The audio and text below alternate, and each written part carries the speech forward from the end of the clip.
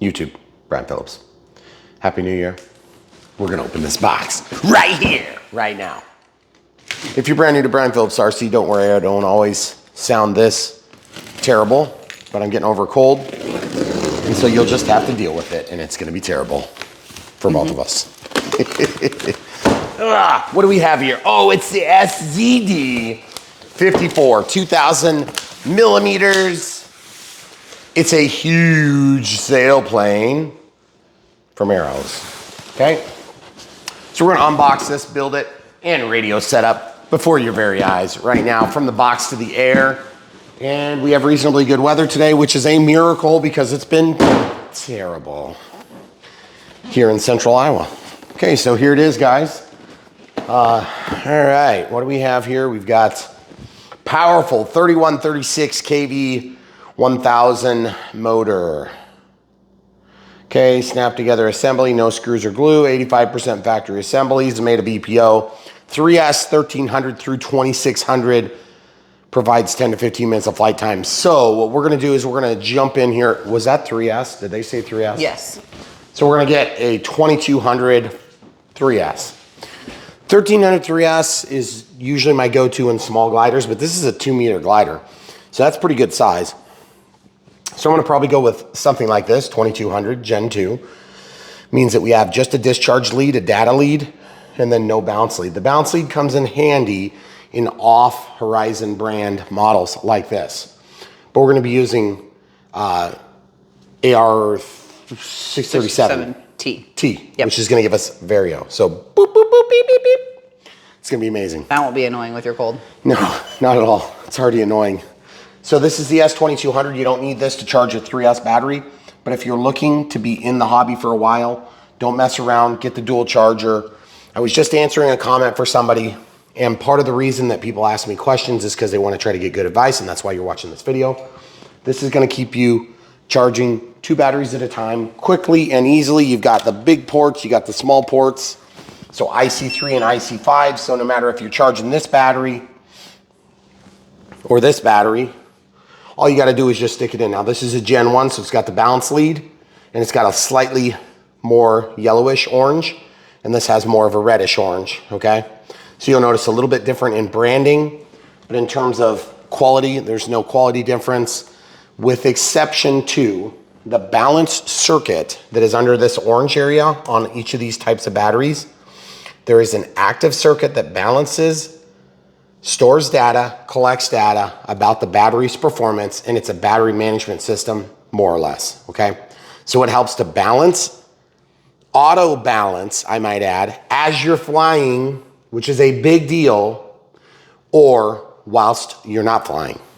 Same thing is true here, but you have the added benefit of being able to use a dumb charger to charge it, as opposed to this, which does require a smart charger, unless you want to risk burning your house down. And there are ways to do it, but I'm not going to tell you how to on this channel. But if you're on a desert island and this battery was going to get you home, believe me, there's ways to charge them. So I'm going to stick this in the hole for your very eyes. Oh, wow. Whew, that felt good.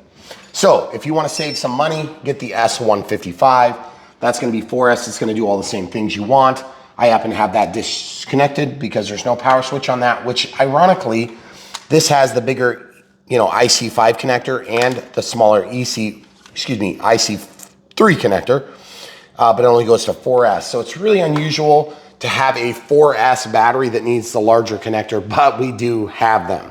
So because they do exist, it's nice to have that. Okay. So anyway, these are going to be going. We've got all the data and stuff taken care of. I don't even have to set the battery up. I just stick it in the hole and it goes. All right, back to work.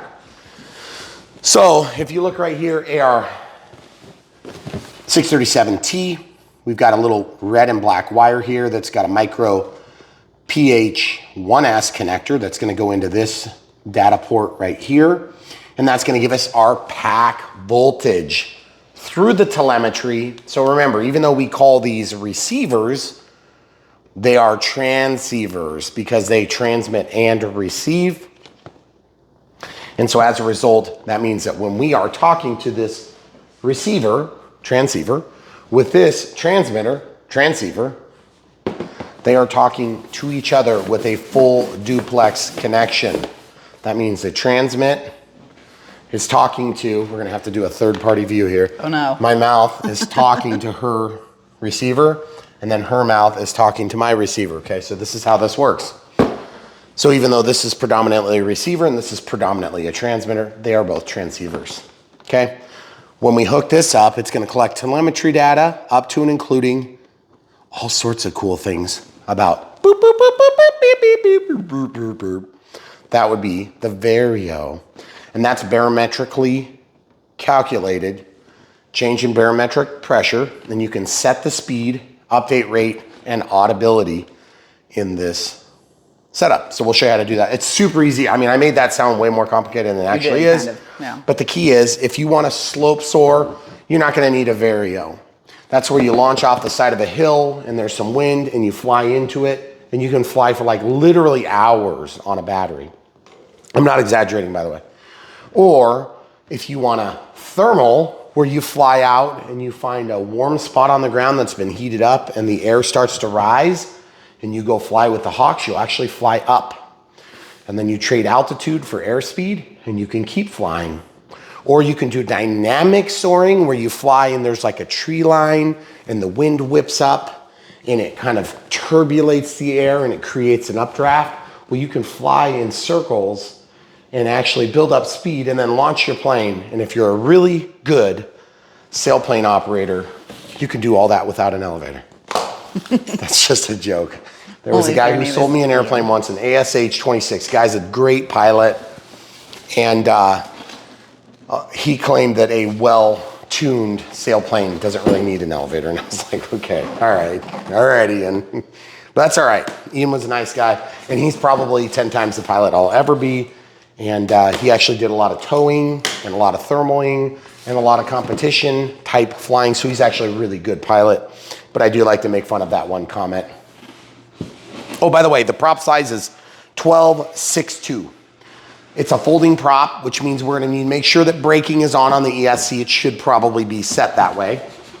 And braking is going to stop the spinning of the prop, and it's gonna brake. Boop. And then when you brake, guess what happens to these blades that are out here with no centripetal force? They'll fold. And if you don't brake your motor, it'll just keep spinning, and that creates a plane, and you can calculate the drag based on the plane size. It's as though you took and cut a piece of cardboard or plastic and you just taped it onto the front of your plane. What is that gonna do to your plane's performance, camera crew? That would not be good. It's gonna be a lot of drag. A lot of drag. Drag is good when you're trying to slow down the plane. So it's not a bad thing, it's just a thing to be aware of. Yep. Remember, when you deal with aviation stuff, there's lots of weird things that happen. Yes. And we try to either take advantage of those weird things and exploit what we need from them, or we avoid the consequences of them. And we're gonna help you do that here on Brian Phillips RC. We try to teach you as much as we can. And if you're brand new to the channel, we're almost a decade deep in this, which is why you see many airplanes. Looks like there was a giant crash fest in our living room. Merry Christmas. Those weren't actually from Christmas. Rami RC hits the spot. Sorry, that's gonna be our check and balance for my throat condition here. By the way, Rami RC has a YouTube channel. He builds airplanes. He's amazing. When I started watching him, I think he was in UAE or Saudi Arabia or something like that. Now he's in Germany, and he's probably with Tyler Perry. He's probably hanging out at Tyler Perry's house. Because he's been doing a big project with them. It's super cool because I remember when I was brand new in this channel, I talked to Rami, and he was super helpful. He helped us get set up on our first affiliate status. Oh my goodness! And so I think of him as a close friend, even though he's far past our channel's performance now, and good for him. So here we go. Super nice looking plane. I can't believe how easy this is going, but disgusting manual. Good thing we don't really need it. I don't like folded manuals. It makes me mad. Almost as mad as when I get a do not fold package that's folded in half. I think the mailman is like, do not fold, so fold extra, right? Yes. Okay, do not fold 4 times. Right. Fold twice. So as you can see here, we have a manual. I'm just Sort of joking, but it is really annoying and a huge pet peeve. And I will be talking about this for minutes. And it's mostly annoying because we have to like read the thing and try and like we don't read no stanking manual. Some of us off camera find information that might be helpful sometimes. Beautiful. Look at that. Gorgeous. So smooth. Nice. Touch it. It's simple. Yeah. But it's feels well nice. done. Yeah. It is kind of a plain finish, a little bit of flex in the wing. You don't want flex on a wing on a sailplane. Good Lord. Wow. Metal rods. That's unusual. And arrows branded servos, which may or may not be the exact same thing that comes in your that stuff. Okay. All right. So as you can see, there's a giant carbon fiber rod that goes down the length of the wing at the front. Don't be confused. This is not a rod. That's a wire. But you can see this tube, and here's your telltale sign. These little slits in the wing are where the stand that supports that piece gets laid in the mold.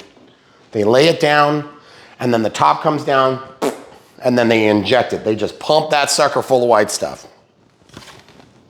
And the next thing you know, there's heat and pressure and lots of excitement. And you end up with a wing. Is that how that happens? Yeah. I don't know. I mean, you acting like this is something special. It's not like we haven't been through it. We're making airplanes all the time. So this is a landing gear, sort of pseudo landing gear-ish thing. And then that's where the winglets are going to mount. Okay. So that's pretty sweet. So when you have like a super buttery smooth landing like that, guys, you're not going to hit it that hard, are you? Don't do that. Hopefully not. So it'll smooth nicely on your countertop. It's like a skid or something, right? It's a skid. All right, so if you're brand new to Brian Phillips RC, just remember, you're gonna get more than you bargained for here. That's why we want you back. And so if you haven't already smashed the like button and clicked subscribe along with the bell for notifications, please do that. It will help you to get notified of the many, many, many videos that we release. Okay, we have the tail feathers here. These are gonna be a T-tail. So it's on the top of the vertical stabilizer. We have a nice big sized elevator. There is one other pet peeve in models, one, that I've thought of. Yeah, just one. Oh, yeah. So when you have a folded manual, it always pisses me off. But pinch hinges are sometimes a big problem and other times they're not. But this has a reinforced glue joint. Look close, show them. Stick it right in the crack. Wait, hold on, hold still. I gotta get so they can see the shine. Do you see the shine? Yeah. Somebody just gooped all the way down that crack. That was pretty specific. Yes, it is. Woo! So watch.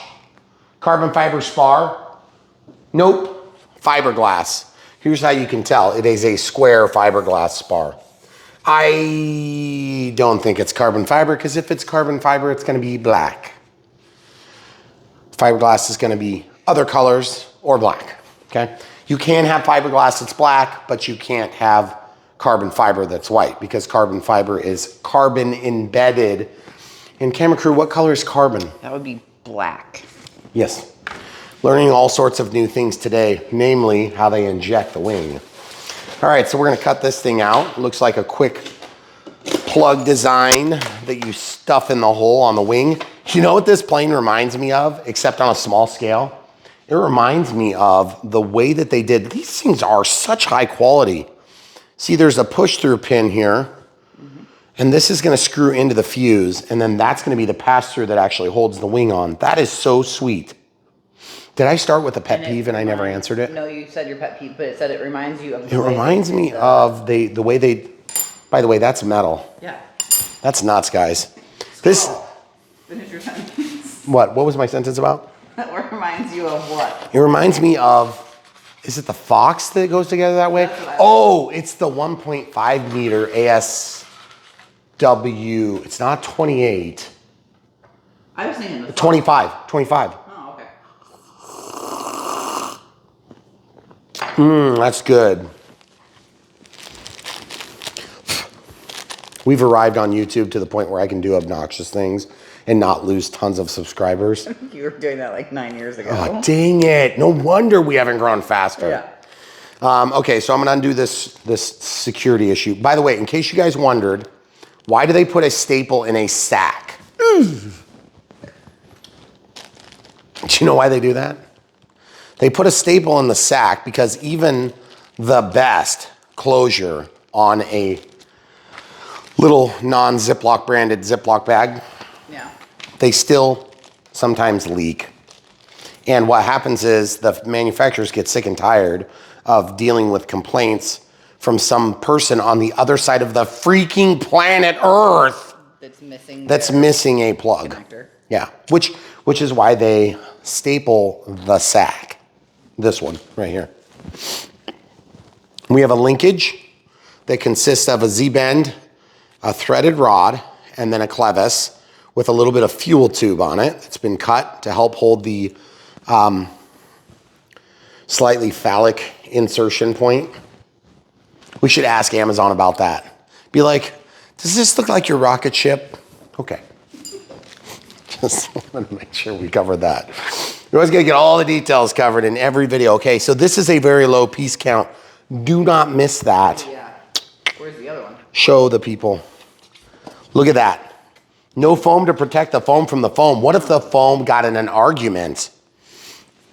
That would be terrible. How would that be?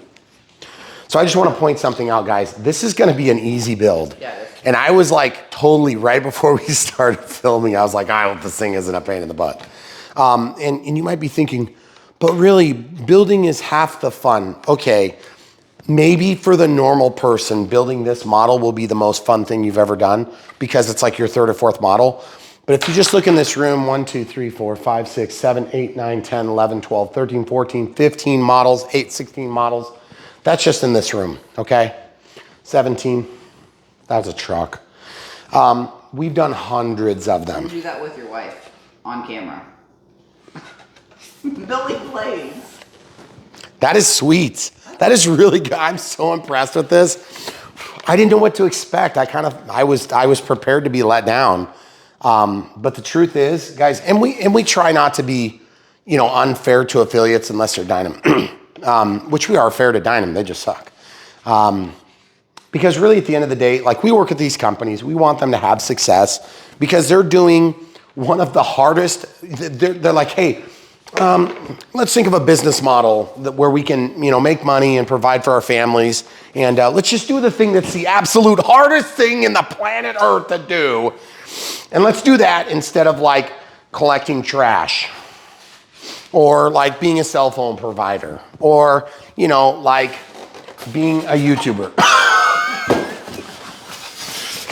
Let's do the absolute hardest thing possible. Let's make foam airplanes, which is now a regulated industry, which is a whole nother story. Look at that piece count, guys. That's incredible. Yeah. So what I'm saying is we try to be fair to these guys because at the end of the day, they have taken on a difficult task, and that is to make the world's best RC model in hopes that they'll sell millions of them and become millionaires so they can reinvest it in more foam products that you are likely to buy after you see us playing with them and loving them. So we try to be fair to them because at the end of the day, there's a million different things that they could do that would be easier and cheaper and probably produce more income for them. So we love the fact that there are still some people in this world that want to make amazing toy products for adult men. I'm just gonna screw this thing in real quick. So guys, if you were wondering why I get all excited about this stuff, whoa, that's a screw. I thought it was a place like I was missing a carbon fiber spar. There might be a left and a right on this because that does not feel like it's gonna go. Like one might be threaded for one side and one might be threaded for the other. I don't know. Oh, it's gone. It's going. I didn't get the tip in straight. Well, my mic's dead, so you're gonna have to keep your own. Your mic is on. It's Yeah, it's on. Okay. It says it's on. Well, hopefully they can hear my Tap. snarky commentary. Tap, tap, tap, tap, tap, tap, tap. That's me tapping, guys. Yep. I don't know what, so listen, guys, we use Rode Wireless 2 mics because we have 2 subjects. That'd be me and the camera crew for snarky comments and making fun of the superstar, obviously. But, by the way, this is not for a screw to pass through. That's to tighten this. So let's show you how to do this, okay? You might need a screwdriver. It's not a big deal. If you do these model airplanes, you probably got a million of them. I'm just gonna grab whatever cheap one I grabbed first. That is not gonna fit. That is not gonna fit in the hole. Oh boy. We're gonna get You need one of those little, like this. Okay, you ready? Then we're just gonna twist this. Boom. Just like that. Tightens right in. See what I'm doing, guys? I'm just passing this, whatever it is, through and just torquing it down. Once you torque it down, you don't have to worry about those things coming undone. If you are concerned, I'm just gonna warn you about Loctite. I know some of you guys are gonna think, well, you should put some Loctite on there. First of all, don't overthink it. These are model airplanes. They aren't gonna last forever. You probably hit a tree before you have this thing come out. But the truth is, if you're concerned, that is metal on metal, so you should be okay to do so, okay? So if you have metal on metal, and if the metal is actually on metal, not metal on plastic, then you can get away with it. But look at this. If that were close to plastic, I would advise you against it. Because many plastic components have been broken down by the solvents that carry Loctite. Because normally Loctite is designed for pretty harsh environments like automotive industry or high vibration industrial components that are connected together and those threads need to be locked. If you do it next to plastic, you'll probably break the plastic component or at least break it prematurely. Ask me how I know, Megan. how do you know? Because it's happened to me many times. Oh, this is not a T-tail. I am so sorry, guys. It's not a T-tail, but it looks like a T-tail mount point. I am so sorry. It goes in the bottom, duh. So I started saying how we like to be fair to these affiliates, and these are the companies that help us to bring different content to. Okay, so you see how that pulls out if you're not careful? There is one thing I'm gonna suggest you do, okay? I've not had problems with this, but the Draco has the same connection point on the tail, and there have been a bunch of people that have had problems with this. I don't really know why, but maybe they put the plastic clip in and out a lot for transit or transportation or whatever. So I'm gonna show you one trick that might save your plane's lives, because we're all about saving planes' lives here. So let's take some tape. And by the way, we try to be fair to the affiliates as much as we wanna be fair to you guys, because at the end of the day, we've done so many planes on this channel, not 100% of them I would go out and pick myself. They're just planes that were released while we happen to be doing this, okay? So it used to be like back in the day when we first started this, it was just only stuff I wanted because we're buying 100% of everything we got. Okay, so you see this, it's just packing tape, nothing special. No, I don't even know what brand it is, it doesn't matter, okay? So I'm just gonna take a little bit of tape, and now I'm not using regular Scotch tape because I want a little bit more purchase. Now this is the rudder, so we can't tape there. Okay, so I'm just gonna flip this plane upside down. So I'm gonna go down here real quick. And all I'm gonna do is just slap this on, just like this. Okay, so that way, there's just a lower chance, a lower risk of having that tail feather pop out of there, okay? Now, if they don't mention this in the manual, they probably should, because we've seen that before, people having problems. We haven't had a problem with it. So I just didn't feel like there was a lot of retention there. Okay, so now watch. All I'm gonna do is I'm gonna just take this tape, I'm gonna walk only one side down, and then I'm just gonna lay it all the way into this crack first. Then I'm gonna push up here, okay? Now remember, the mold release makes these things slick. Feel the slickness, okay? And speaking to quality, okay, I just wanna talk about this. This has a thick girth on the tail, and that's good. There is a little bit of twist and a little bit of ebb and flow here, okay? Now, I'm not saying that's terrible. We've seen way worse as we've come through the ranks over the years. And so I would say, you've done a good job on this one arrow so far. I hope it flies as good as it's going together, because truthfully, it's going together pretty dang good. But that brings me back to, if we're fair to these guys, we wanna show the plane in its best light, but we also don't wanna cover for them. That's not what we do here. We're 100% truthful with you guys. If we see a problem, we point it out. We do bust their balls if they make a mistake, or if they fold a manual or some stupid thing like that, or there's no LEDs on this.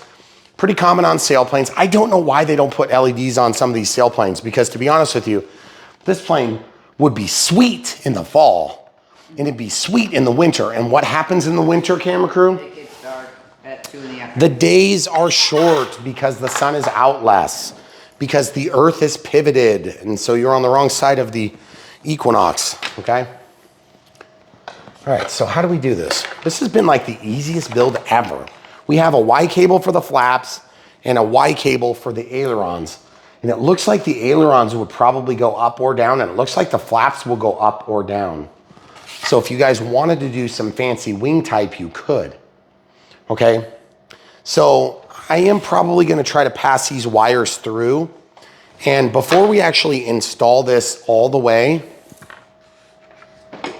we're just gonna look at this. There's 1, 2, 3, 4 holes, and then 3 holes. So 4 and 3. So we have to know which position we want that to be in. So if you were to, here, trade sides, please.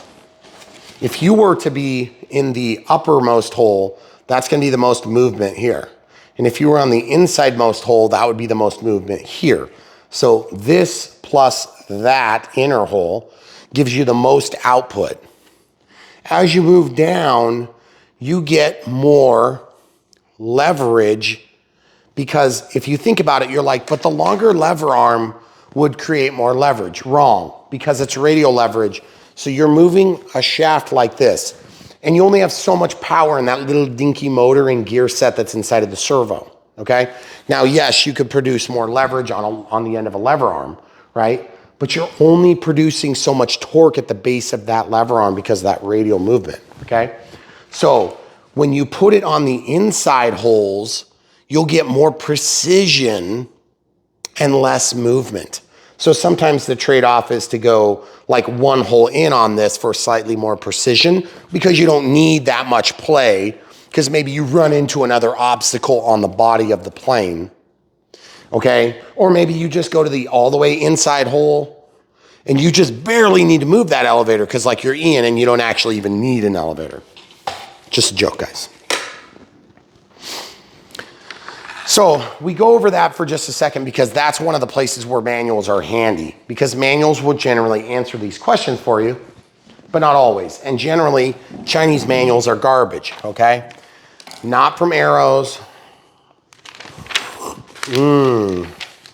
Thanks, Rami. Okay, where is this? 2200. They said 1300 to 2200. Did they say 2600 on the box? It said 1 on one side, 1 on the other. You gotta love it. That's why Chinese manuals are useless. Okay. Yeah, it says it's going from the outermost hole to the outermost hole. Okay. So you can see here we've got at least a drawing, but sometimes you'll see that drawing, and then later in the manual, you'll see something else. Now this is, like if you're gonna do a plug and fly plane, a lot of times they're gonna give you how much throw to expect in a high and a low rate. I don't do high and low rates, I do expo. And then like I might have like a really, really, really small degradation of rates. You know, I'll show you how to do that in the radio setup part of this video. But then you can see here, they actually outline it. Elevator, oh yeah, so it's the same. So it's the outermost and then the outermost. Okay, so we're gonna get the maximum throw on the elevator. Okay. Oh, look at this. Okay, so this is the ESC model information. So it talks about this stuff. If you're trying to read that, you can just pause your video, but you shouldn't need to really read that because we'll go over what needs to be known. If we have to turn on braking, we'll talk about that, okay? Find a suitable flying. Okay, so 45 to 60 millimeters back from the leading edge of the wing. That's gonna be our center of gravity. That's where the plane is gonna pivot on while it's flying. Okay, if you could just read these for me, that'd be great, camera crew. Don't forget to pack a lunch. Okay, all right, we're done with this. So we answered all the questions, and now what we got to do is build this thing all the way. So if you're brand new on Brian Phillips RC and you're like, what the heck is going on? I'm so lost. You've gone from here to there and the next thing. That is part of building models. Some models are very self-explanatory. This one was very self-explanatory. Okay, so I pulled this thing back. Very good release. Lots of room. Geez. Yeah. And then carbon fiber all the way up to here where the plastic connects. So that plastic is connected all the way back to the tail. That's awesome. We don't often see that, okay? We have an elevator. We have a rudder, okay? Then we have a reverse thrust. What the heck? Why do we get reverse thrust on a freaking sailplane, but we don't on others? This yellow cable is a signal only line. If I were to apply a channel to that, then I could take the motor that's moving forward and I could apply the channel high, like plus 100, minus 100 is the way that we designate the channel pulse width modulation up or down, okay? Some other brands do it differently. Some say 0 to 100. Spectrum is plus 100 to minus 100, okay? But then you can overdrive to plus 150 to minus 150. Now be careful, there is some overlap sometimes on those channels on the very top of the stroke and the bottom of the stroke on non-DSMX Spectrum proprietary products. I ran into that on Lemon RX, okay? Now I have nothing bad to say about Lemon RX other than that it's just kind of a technical challenge. I usually don't push past 145% if I'm doing mode control, okay? Because sometimes it'll spill over. I don't know why that is. All right, so the other thing too is this pesky prop warning. It's good to have a warning, but like, okay, so now that I've been warned, I'm just gonna go ahead and take care of that right now. And as you can see, we have an XT60 connector for the ESC, okay? Now, if you have really bad arthritis and you don't like trying to squeeze IC3 connectors into here, then you'll wanna get yourself an adapter that's gonna take you from XT60 to EC3, because you know, there is no data pin, so you don't need an IC3 connector, but you could do IC3 to XT60, but there's no benefit, and IC3 is gonna be more expensive. So this would be the smaller size pack, but you can see what I'm talking about. This, of course, is different than an XT60, but here's an example of an EC3 compared to an IC3. There is no data port in the center, that thing, that copper pin that's in the middle of those two, and that would connect to the gray, which then goes down to the battery management little board that's on here. And it's very small. It's like the size of your thumbnail or your fingernail or pinky nail. Depending on the size of the pack, it's a little bit bigger or smaller. And then this, of course, is the same outside dimension. That's an EC3, okay? This is an IC3. So this is, I don't know why it's I, but it's still an E-Flight brand connector. This is an EC, an E-Flight connector. And this is an XT60, which is a Hextronics design, okay? So believe it or not, these can plug into each other, okay? So I'll just show you that it's the same dang cable, and they will plug into each other because it's got the same pin size, okay? Now, same is true here. I'll just demonstrate out here so you can see what's going on. Usually I like to ride the flat of the positive, which is squared off, get it started, and then just ram it in the hole. See, it's a little bit harder to do that because the outside dimension of these IC connectors is tighter on tolerance and also thicker, so the plastic deflects less. See, no deflection or limited deflection, more deflection, and that's why they're harder to plug in and also why they're more resistant to heat damage. It sounded like that was like super serious. It's just because I have a cold. Ramy. If you guys don't ever watch Ramy, he makes giant scale airplanes. And I think he's building like a 37-foot like Globemaster right now. It is insane. It's so huge.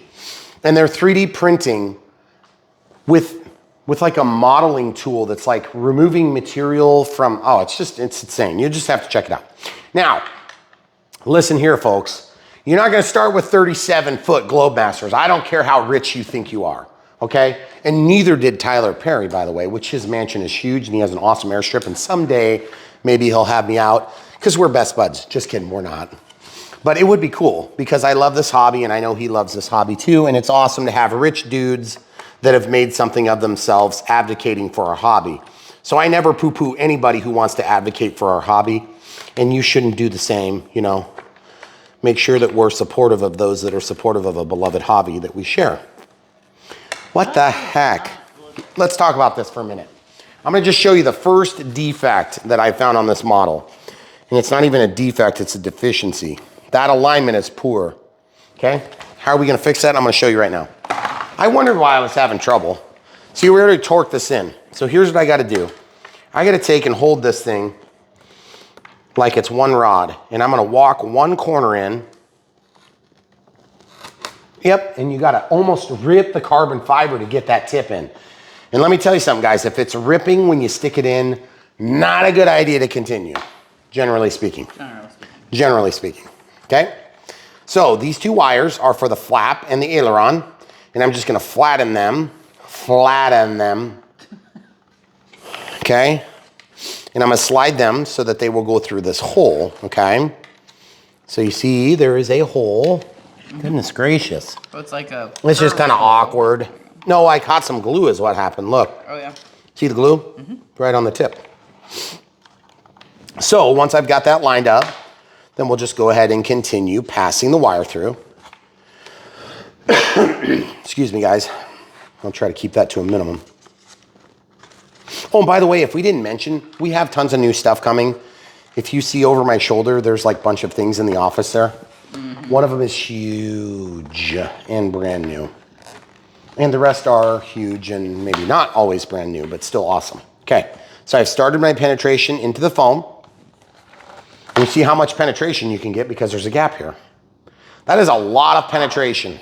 Yeah, it is. Okay. And you guys know I like penetration, obviously. Okay, so now you might be thinking, why have you not connected your Y cables, Brian? Well, the reason I haven't connected my Y cables is because admittedly, I haven't decided how I want to handle the wing type yet. Okay, you guys want to see the gross thing? Lick your fingers, get some traction, push that sucker in. Yeah, baby, right there. See that? Now, the other way you can tell that you've made it is what you're gonna do is you're gonna look right here. There's a release right here and a release right here. And you can tell they've clicked in, okay? So if you wanna take this wing off, you have to press pretty hard, lift those out of place, and then pull out. Now, I'm gonna tell you something, and this is no BS, and I'm trying to beat up on Arrows because they make a good plane, okay? They really do, and it's a good brand, and we don't have a big problem with them, and I know that there were some people that used to work there that were awesome, and you know, we all miss those awesome people when they move on. But just remember, when you make a career and then you retire and somebody buys your business, you don't really get to control exactly what's happening after you leave, okay? You want the best for the company, and that's great. And we want the best for the company too, and that's great too. But sometimes people like eventually want to retire. Yeah. And we all eventually would like to retire, at least to one degree or another, okay? So remember, don't beat them up too much because they still have really good products, and we're here to support any company that is willing to be truthful, honest, make some good products, and work with Brian Phillips RC. So, we want to grow the hobby. We don't want to beat it to death when things change, okay? Even when we lose things that we really did appreciate, okay? So let's be honest, if you still make a good plane, then I'm okay with it, right? Okay, so I'm just gonna ram this in right here. And I know exactly what you guys are concerned about if you're still longtime, you know, Arrows supporters. So we're not tone deaf to what's happened. We get it, guys, we get it. We used to have a very good relationship with those same people, okay?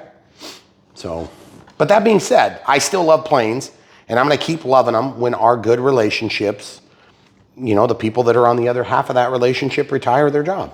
You know, it's just the way it goes, people. So I want to get this thing stuffed in there, but I don't know how to get it in all the way. There it is. It's a boy. Actually, I think it's a girl. Okay, see this? We've got a gap. Now I want you guys to watch from this angle this time, okay? So you can see how the wing snaps into position, okay? So I am going to wrap my arm around it just so I can get a good grip on it.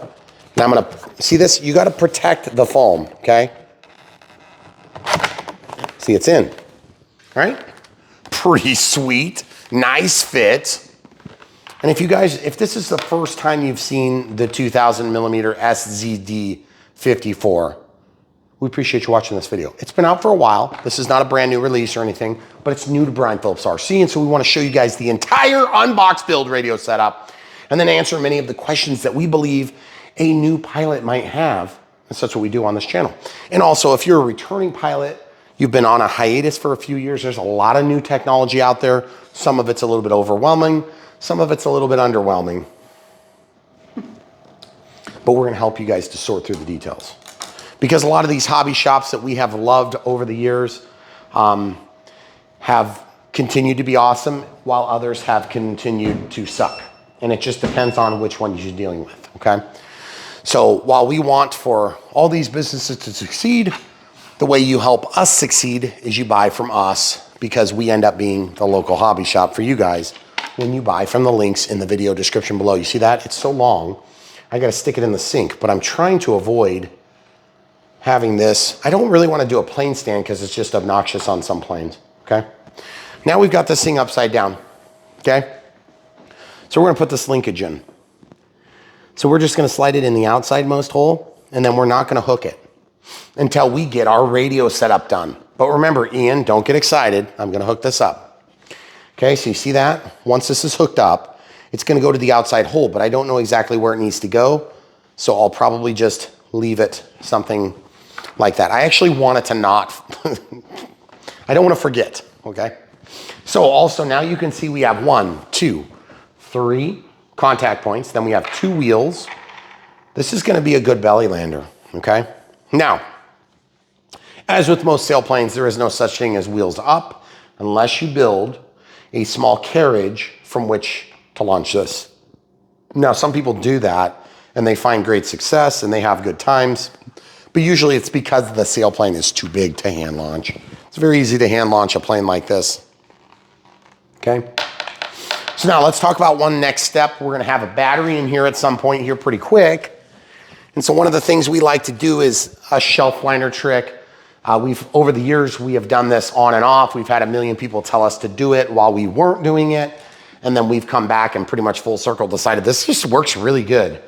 And we rarely have problems with it, with the exception of the occasional EDF jet where the batteries get really hot.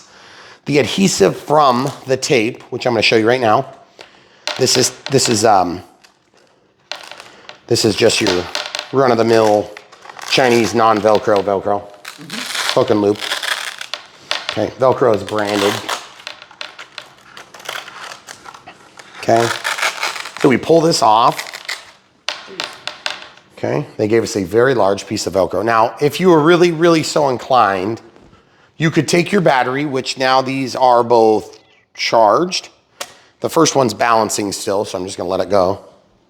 So you take your battery, you'd apply this to your battery, and then you'd be good to go, right?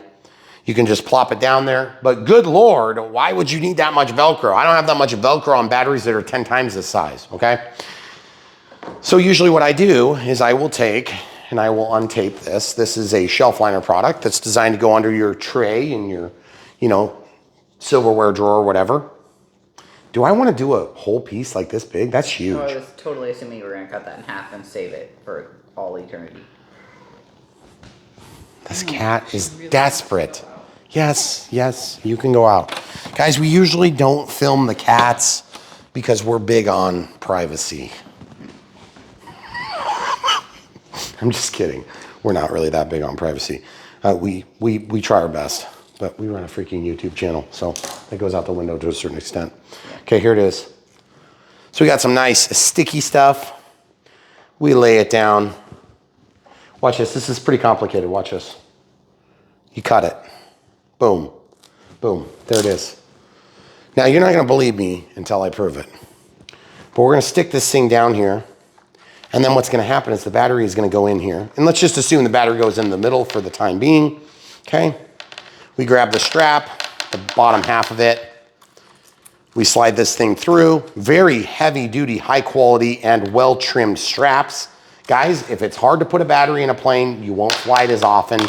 And I know you think that's a bunch of BS, but trust me, you'll find out I'm righter than you think when you start getting a handful of planes. Now, if you've only got one plane, you're gonna put in a battery no matter how terrible it is, okay?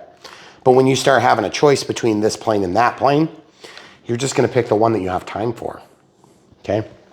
Also, at some point, you're gonna wanna throw like a rubber band around this for storage.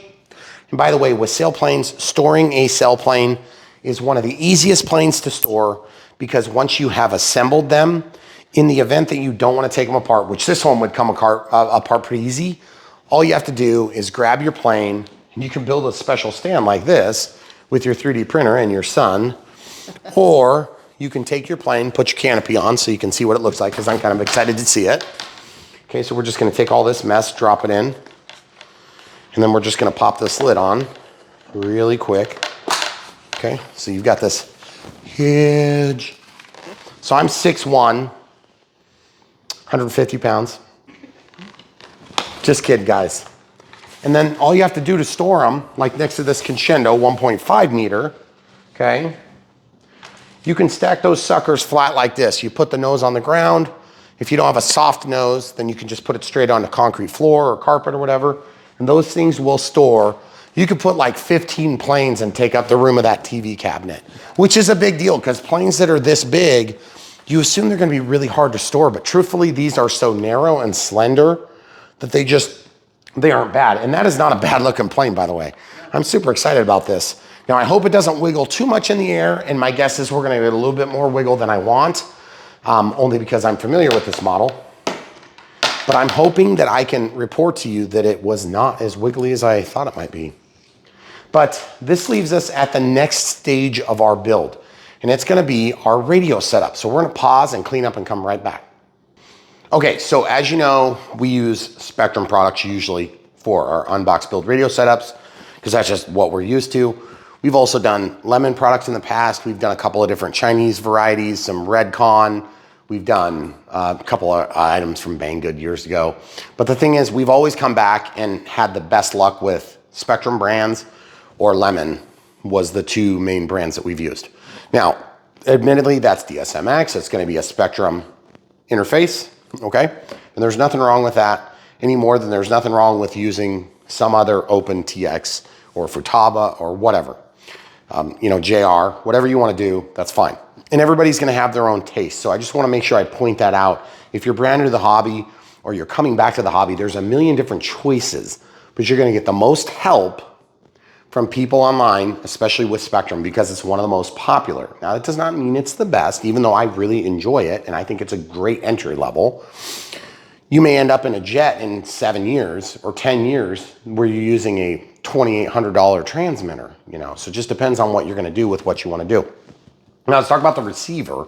Obviously, we need to pair it up with something that's gonna be compatible here. We've already talked about the AR637T. This is gonna give you this transceiver like we talked about. Now, if you don't want AS3X and safe, which is gonna be built in on this and like the 630, 631, which would just drop off the telemetry portion of this. You'll get some limited telemetry, but not as much as this. You're not gonna get your pack voltage, which is a big deal on a sailplane. You're gonna have vastly different flight times on a sailplane, depending on what you're doing with it. If you're thermaling, you could fly for hours on the same battery that you might fly for minutes on if you're flying around with the prop, okay? 630, 631, I would not recommend the 630 for this plane, even though it's nice, easy, concise. It probably would work for most people if you're out far enough away from people and, you know, generally you're going to be at an RC field, or if you're out in the middle of nowhere like us, then it's no big deal. 620, you're gonna lose telemetry, AS3X, and you're gonna have just like super basic telemetry, okay? So 620 probably wouldn't do it for me. Also, you could run this on a 410 if you wanted, but you would lose controls because you would have throttle, elevator, rudder, and ailerons. That's it. So you're pretty much stuck with a 6 or better channel because you don't get 5-channel air receivers. I don't know why. So the 637 gives us enough channels. It's going to give us the Vario, which is what we're after. And the barometrically driven Vario is very accurate, and it does work. And you get that annoying boop, boop, boop, beep, beep, beep, beep, beep, boop, boop, boop, boop, which will show. Okay. Now, the other thing that it gets us is because we have no retracts on this particular model and no tow hook release because it's got throttle, that means what we have is throttle, elevator, rudder in no particular order, aileron 1, aileron 2, and flaps. But you're like, how are you going to control your mode? How are you going to turn on safe and flight modes and things like that? That is the beauty of these smart receivers, is that we are going to have additional channels above and beyond the 6 pluggable channels through Airware on Spectrum, okay?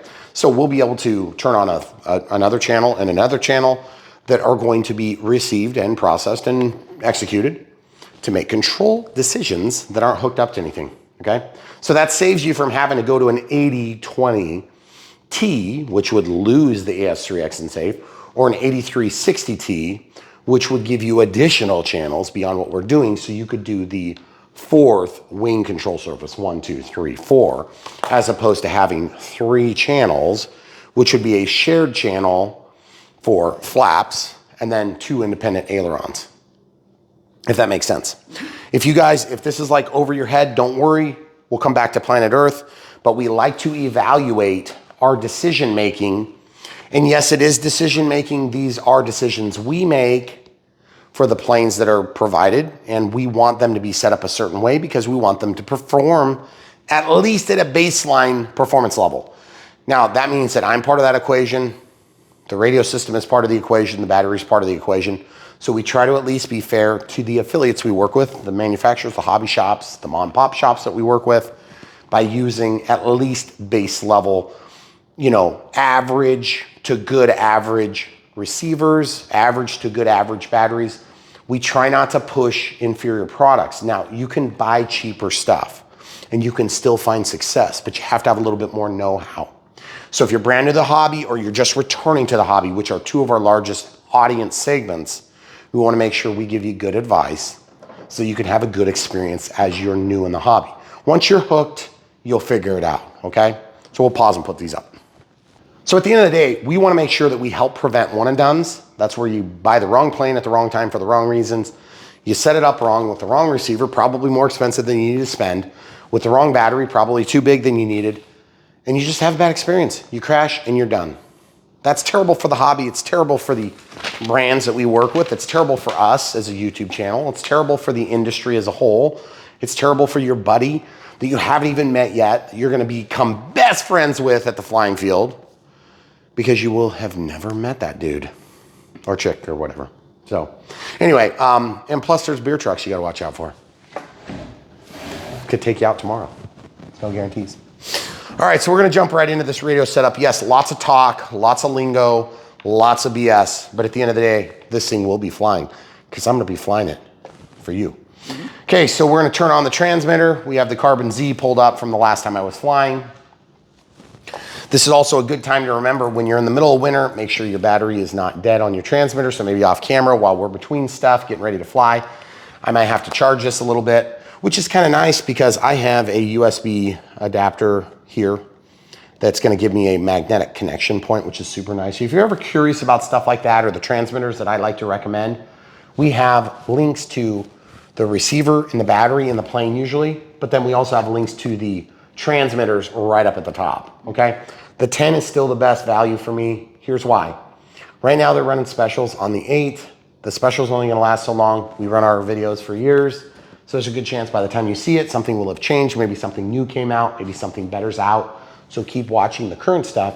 But in the meantime, the 10 buys you the most duration of time. As you advance through the ranks of the hobby, you'll waste less money if you buy the right transmitter at the right time. Now, do you wanna start with the 10? Maybe not. Maybe you start with that 7E, which is like about, $250 less. And I hope at some point Spectrum decides to make the 10 kind of like the flagship low-end entry point, because I think this is really where we need to be. I have never actually made a plane need more than 10 channels. And I have a DX18. I've had an 18 forever. And I've probably had like 7 or 8 transmitters since then, good transmitters. Guess what I use now? The 10, because I don't need any more. Okay, that being said, we're gonna cancel them back. We're gonna go down to a new model. Okay, so add new model. Now I'm almost out of models in my model memory. But remember, okay, so I'm gonna create, it's gonna take a second. While that happens, I just wanna show you, there's a micro SD card right here. There's also another micro SD card about here if you were to open this up, which by the way, don't do it unless you need to. There's a lot of crap in here that can break.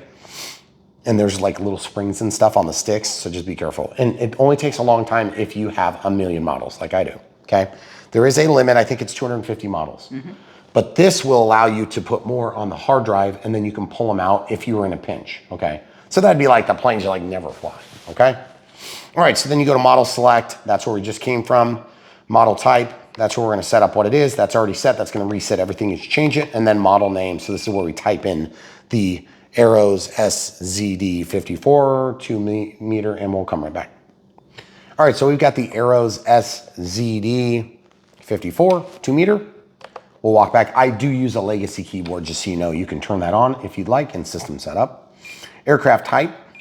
This is where we're gonna set up the wing type, okay?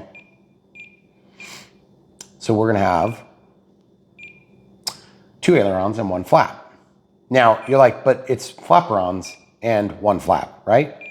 They just call it that. I don't know why they do it. It's really annoying. But that's gonna open up the flap menu that's gonna allow us to do crow.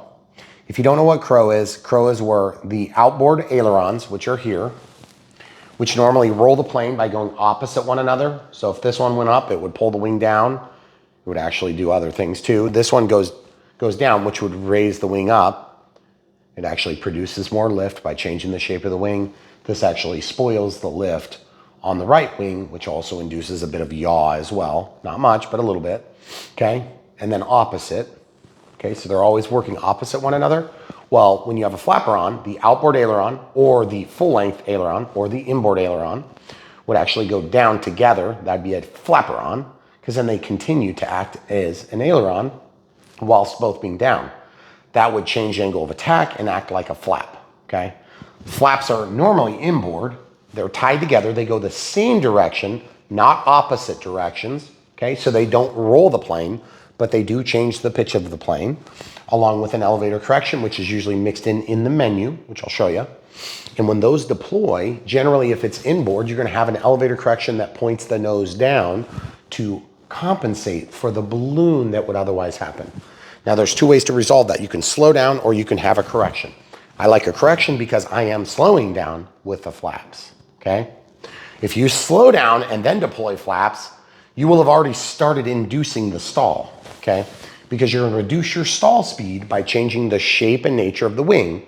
And also there's some air and turbulence that comes down here, and it will change and lift the plane, okay? Outboard, you don't get that. If you have an outboard flaperon and no inboard flap at all, then that's going to actually require an elevator compensation opposite, because it's gonna tend to make you nose down, which is very weird. So instead of a balloon with an inboard flap, you're gonna tend to nose down. So you have elevator compensation that goes up. Still slows the plane down, still reduces the stall speed, but you also lose roll authority.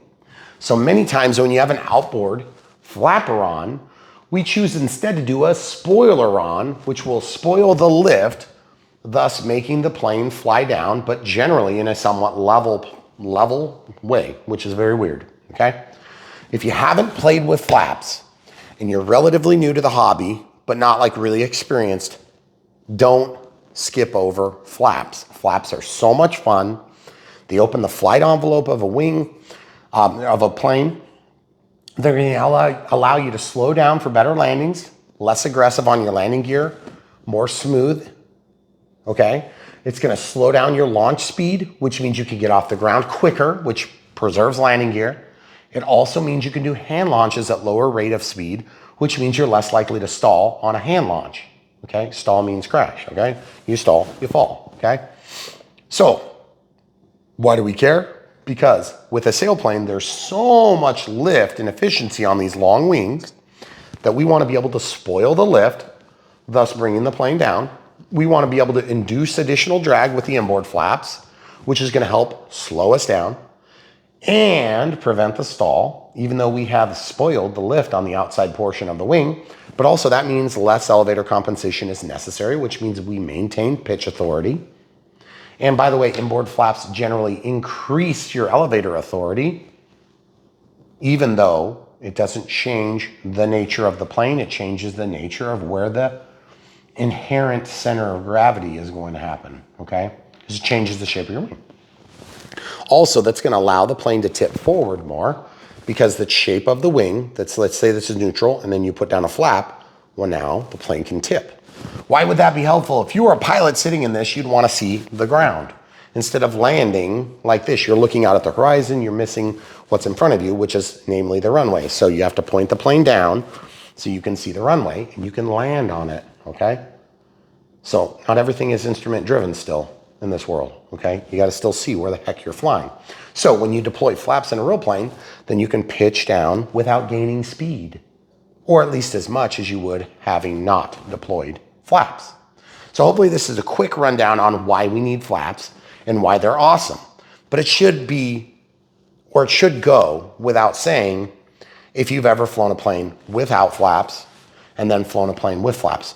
It irks me when I hear from people in the hobby that say, you don't need flaps on that plane. And I'm like, yeah, I don't need a motor.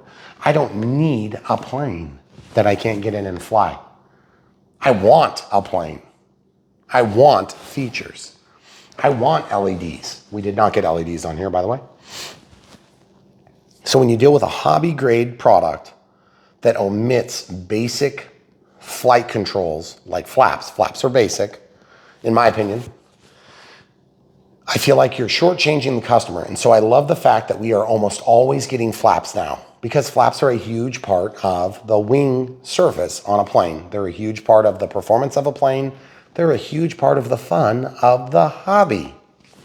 So good job, Arrows. All right, so anyway, getting back to the point, I'm sorry, there's always diversions when we talk about planes, and that's why you're here on Brian Phillips RC. If you want short format, if you're not like about, hey, I want to learn a lot, then you're in the wrong place. If you want shorts, there's a million good places to find shorts, and I'm not beating you up if you need to go, like, I need an answer right now. You're in the wrong place, okay?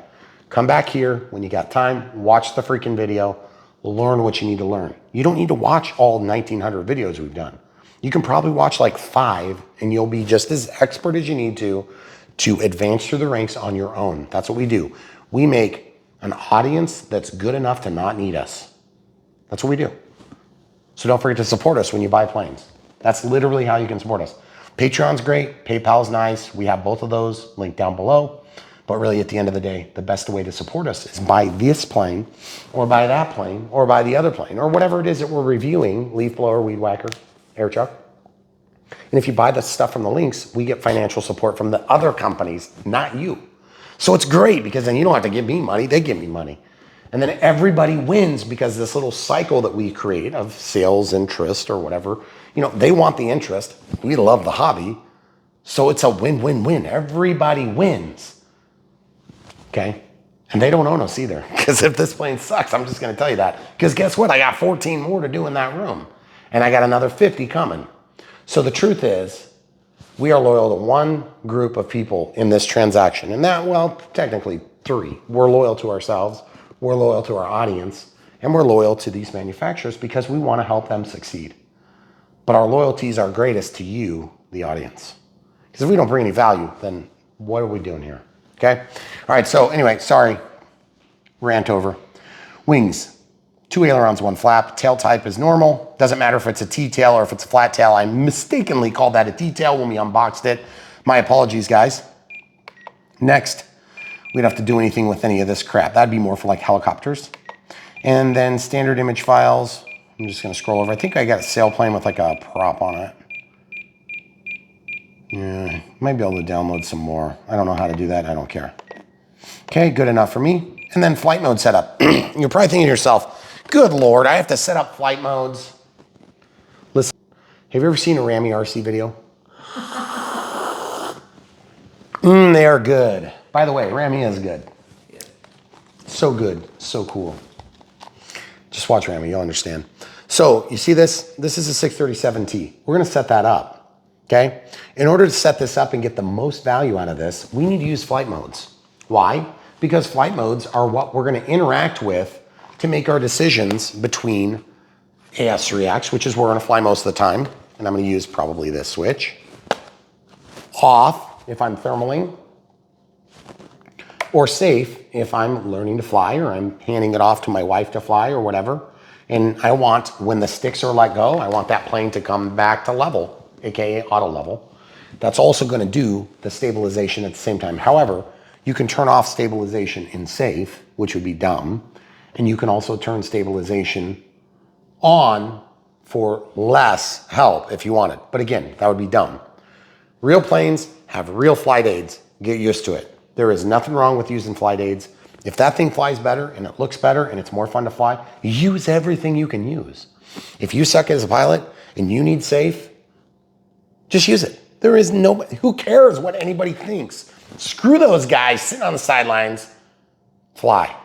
Okay, rant over. I'm serious, guys. Don't let anybody change your mind on that. If you need help, just get help and do it. Flight mode table. Whoops. I need to go back into that. Switch 1. Sorry, I got on my rant and I forgot what I was doing. Switch D. Okay, so you see it says mode 1, mode 2, mode 3. Okay, good. So now we're going to go spoken flight mode. So now this is where you can make your label. Remember, this is a label, not the actual function. So I'm going to show the speak. And remember, I got to way down here and we'll be right back. Okay, so as you can see, we're getting real close. So this is going to be AS3X, their safe mode, and AS3X mode, okay? So now I can type it in, so click, cancel, cancel, it clears, and then I'm going to type in the word AS3X, which is actually an acronym that stands for Artificial Stabilization 3-Axis, and it's AS3 axis, and you're like, that's not how you spell axis. Yes. Okay. AS3X. Did you hear her talking? AS3X. Okay. All right, so then we'll go back in and we'll change our switch condition to the middle. This is going to be our off setting, so I'm going to be offsetting like usual here on Brian Phillips RC. I try my best to be as offsetting to as many people in a very even and fair way possible, okay? So now there is a word that says off, so we'll scroll down to it and show you where it is. There's off. Okay, now remember, this will display on the screen. This will display as an audio event, which can be turned off if you decide you want, or you just don't set it up and it'll just say flight mode 1, flight mode 2, flight mode 3. But I'm gonna implore you guys, listen, I don't tell you to do things that you don't need to do for no reason, okay? You don't need an audio event to know what's going on. But I have been with so many different people at flight fields on events and things like this that never go through the trouble of setting stuff, and they're like, oh, well, I put something on it, over on it, I did that, and they never know. And I'm like, how in the heck do you fly a freaking plane and not know where the switch is? Don't fold the manuals. Arrows, don't fold the manuals. Sorry, I had to calm down for a minute. But seriously, if you need the help, set it up, learn to do it. This is one of the most expensive tools you're gonna have in this hobby. Learn to use it, it's not hard. I promise you, do it 5 times, $5 foot long, okay? Sorry, I can't use that either. I can set up airplanes. My wife can set it up. She doesn't even fly. Well, she could probably. She has flown technically. I can fly. Just, she's not very good at it. Yes. And she doesn't love it like I do, just to be clear. So this is SAFE, so SAFE, which stands for Sensor Assisted Flight Envelope. And I used to say aided, and there was some big argument with some dude that actually knew better than me. And it was really embarrassing because I'd been saying it wrong forever. And so I had to fix it. But now I don't even know which it is because Sensor Assisted Flight Envelope. I catch myself saying it wrong once in a while. I'm always there, just stay alive, I guess. Okay, so as you can see, there's lots of different words. You can also make a short list of these. Off and AS3X mode. Okay, now, why do I beat you guys up for not setting this stuff up right? Listen to me. Watch a Rami video. This is hilarious. It's like I'm an advertiser for Rami now. If you guys go over to Rami, tell them that you came from a Brian Phillips RC video. But the reason I'm saying is if you've watched this video, so it's been like 20 hours building a wing, or like 3 days building a wing, and then he'll be like, oh, it wasn't perfect, so I redid it. And I'm like, what the heck you redid? I would have been like, sand that thing, put it in the air. But then again, his products are slightly better than mine and more expensive. All right, so continuing on. All right, so we're gonna go back out now. So we've got the channel assigned. I wanna make sure that our channel assignments are not goofed up. Now, auxiliary 2 is assigned to B by default. I use B for my flaps, so I'm gonna just inhibit that. Auxiliary 3 is on, so it's inhibited. Auxiliary 3 is on right knob, which I do wanna keep because that'll be our master gain for the transaction of changing our stabilizer level, okay? Now that's in flight, You can change it. Now, auxiliary 4 and 5, we aren't probably gonna use them. We're limited to 10 channels, but we do have 6-channel receiver. And you're like, but hold on. Rocket scientist Brian Phillips. There's only 6 channels, dummy. No, there's more, because you have unpluggable channels here. So I think I can go all the way up to 10. Now, I don't know why you would need so many channels to change modes, but you can do that, because you can make a matrix, like avoid bullets. No, you can switch a switch, and then you can switch another switch and have a matrix of flight modes. That's a lot of flight modes. And by the way, you can unassociate your trims, and then you can have trims set for all those. You wanna know where that comes in handy? Swept wing F-14 and B-1B bombers. Just saying. Okay, so we'll come back to that at some point. Yes, leave it in the comments if you have questions. We'll try our best to answer them, but I suck at that lately. Okay, so I'm gonna walk back. I know I'm gonna have to go back to this at some point, so this is where you would do your trim setup if you were doing that. Okay, because you can go in here, you see how it says common digital? You would just change that to F mode digital, okay? For whatever it is you wanna do, so I'll walk out. So once you set it to flight modes, then your trims are set based on what switch condition you would be in. Hey Brian, I put it on some switch somewhere, doing something. She'll remind you. She is annoying, okay? She's always telling me the batteries are out, critically low voltage. You will crash soon. I hate this chick in here. But she does occasionally remind me of things that are important. Like that. She turns me off. Well, you could turn her off. Okay, so now we can scroll over one to the monitor mode. Why would we want to do that? Well, because we want to see what the heck is going on and where things need to be plugged in. Why would we need to know that? Because we're about to stick things in holes. Okay? So, 2 things to keep in mind here, guys. We have to stick things in holes, and we have to do this wire so that we can get our battery voltage, so we get the telemetry data to that micro PH1S port. Okay? That's the type of plug it is, in case you were wondering. And so that means that at some point we're gonna have to tap this power here. Now, you could just pull the pants down and see what's in there. You guys wanna see what I'm talking about? Provocative. Oh, good Lord, that's hard to break free. These things are so hard to break free. See that? Look at that fancy dance. You can do the same thing on these, even harder to do, okay? Now, why would you want to do that? Because here, I'll just show you. Might as well get right into it, guys.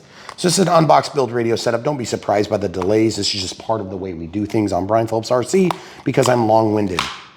But the detail is literally desperately needed by many of you guys in the hobby, and that's why we do it. If you want short videos, there's a million people on YouTube that will gladly take your ad revenue for watching their 5-minute and otherwise useless video. Now, that's not to beat up on my YouTube peers. There's many people that are better at making videos. They're better at teaching. They're better at doing all this stuff. But you're here, so I'm going to teach you what I can teach you the best I know how, okay? So we're going to untie this thing. In case you guys wonder, I work on industrial scales for a living. I've been doing that for a couple of decades because I'm old. Okay, so I do stuff like this for a living, except it's just a little bit more expensive stuff. Okay, see? I've got 2 wires here. Let's stick them in the pants. No, let's not. Let's first twist this, because I don't want no stankin' cables going everywhere. Cable Management 101. You don't want no stankin' cables anywhere, okay? So what do you do to straighten a cable? The first thing you do is, this is a malleable cable. And so you'll notice that I'm just putting pressure and I'm running it along my thumb to the point of not getting burned. You will burn yourself if you do that too hard. Okay. Now look at that. It's starting to straighten out. Wowzers. Okay. Now this is eventually going to plug in there, but I'm instead going to hold this and I'm going to twist and then I'm going to just do this. Not here, but back a ways. Okay. Now that I've got it back a ways, I can get away from the connector. These little micro PH connectors have such small connectors that you can yank those out if you're not being careful. So be careful, okay? So I'm gonna hold this where it's already overlapped, and then I'm just gonna walk it like this. You see? All I'm doing is just twisting and bracing. Twist and brace. Twist and brace. We're coming out with a VHS. You can buy it from the links in the video below. I'm just kidding, guys. There's no VHS. We got a DVD. We have a VHS player in the basement. Don't lie to people. We have, no, Megan, nobody has DVDs either. It's all Blu-ray. Wait, no, it's not. It's all streaming. It's all streaming. We're streaming. We're really old. Twist and twist and twist. Eventually, you're going to end up with this ugly looking thing because you did it too fast because you were trying to be funny. And then you're going to have to go back and redo it like what I'm doing now. And you see, I'm just doing this little contrary twist package where I go left and I go right, left and right, left and right, okay? So you're like, good Lord, Brian, that cable is going to be like 4.5 miles long. You could like run that to the ground and have a tether. Okay, you guys see this? Look. Amazing, right? So you see that gap? All you got to do is just go to where there's a gap. Man, that looks so much nicer. Now, if you want to do it the really easy way, grab yourself a drill, put this thing in the chuck, gently snag it, hold the other end, pull the trigger, and it will spin this thing in seconds, and you will have a nice tight weave, keeping in mind that if you go too tight, you'll rip it in half. Just awkward. So, 2 ways of doing this. The right way and the wrong way. We're going to do it the wrong way because I'm lazy. If you want to do it the right way, it's actually not that hard. You would just pass these wires through and then solder them. Or if you're from some other country, it'd be soldering. Yeah, seriously, I listen to people. So watch this.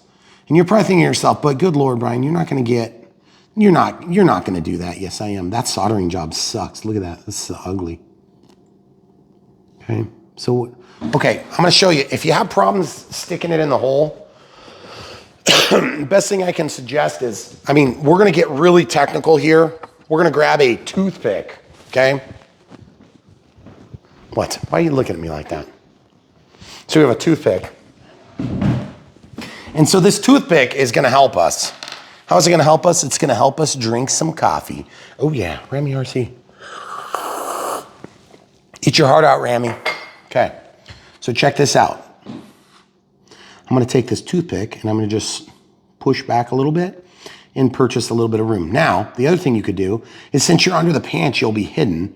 You can also poke a hole. Now, I'm gonna caution you against this because there's probably solder that's sucked and wicked into this wire here. So you may not get as good a contact point as you would if you did it somewhere else. But just look what I'm gonna do. This is like really easy to do, okay?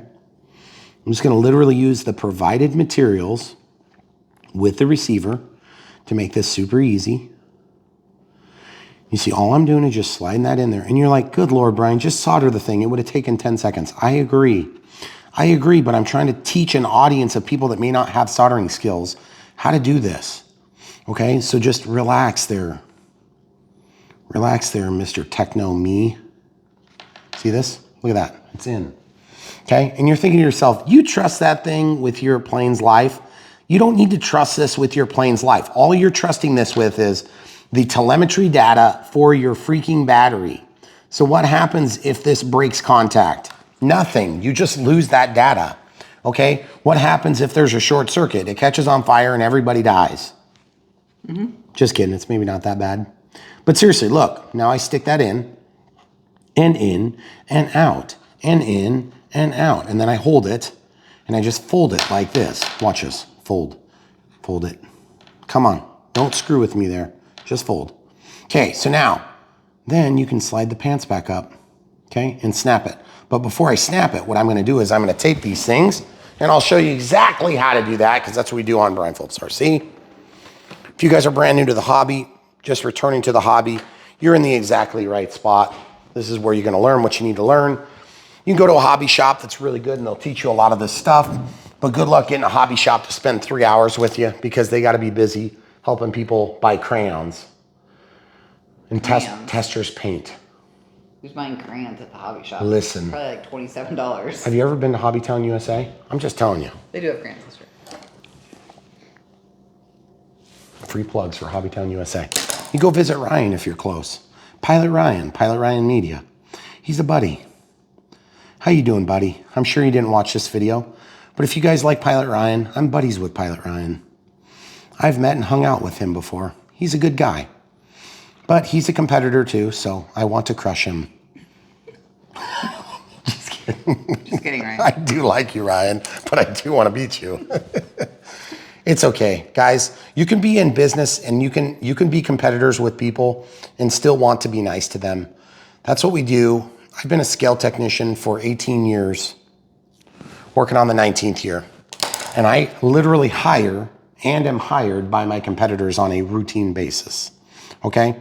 This is part of what you do when you do professional things. And, you know, in this regard, it's more of like a fun thing, but still, I love it. We want to see this hobby grow because everybody in this hobby is basically, if you do this for more than a couple of minutes, you're going to become obsessive. Now, some of you were obsessive and then like you had like little kids and you'd have time. Or some of you like had a wife that didn't like it. And so after you divorced her, you came back to the hobby. You know, things like this. Okay, so look, wow, amazing. Wow, wow, boom. There you go. Now, I probably could have done a better job doing that. I probably could have just soldered it in seconds. But I wanted to show how to do it for those of you that don't have the soldering skill and for those of you that don't have the means to solder because like your parents won't let you solder in your bedroom or whatever it is. Yeah, don't do that. So if you don't have permission to solder, don't do it. Don't burn your house down. Be careful. Soldering is not hard, but it can actually be a little bit dangerous. And don't breathe the fumes or you might end up like me. That would be... That'd be bad. It's like one of the worst things that could happen. So at this point, you're probably thinking to yourself, why are you doing so much stinking cable management? I thought this was radio setup, Brian. You'd be like, Brian, I need this radio setup done immediately because I'm getting sick and tired of listening to you talk about nothing. I get it, dude.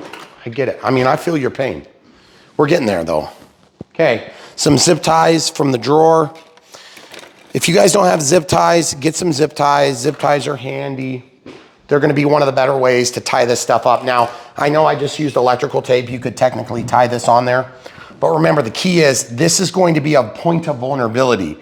Generally, when I tap wires like that, I tap them way back here because then I'm not moving and manipulating this wire. But you see what I'm going to do? I'm going to tuck this down under.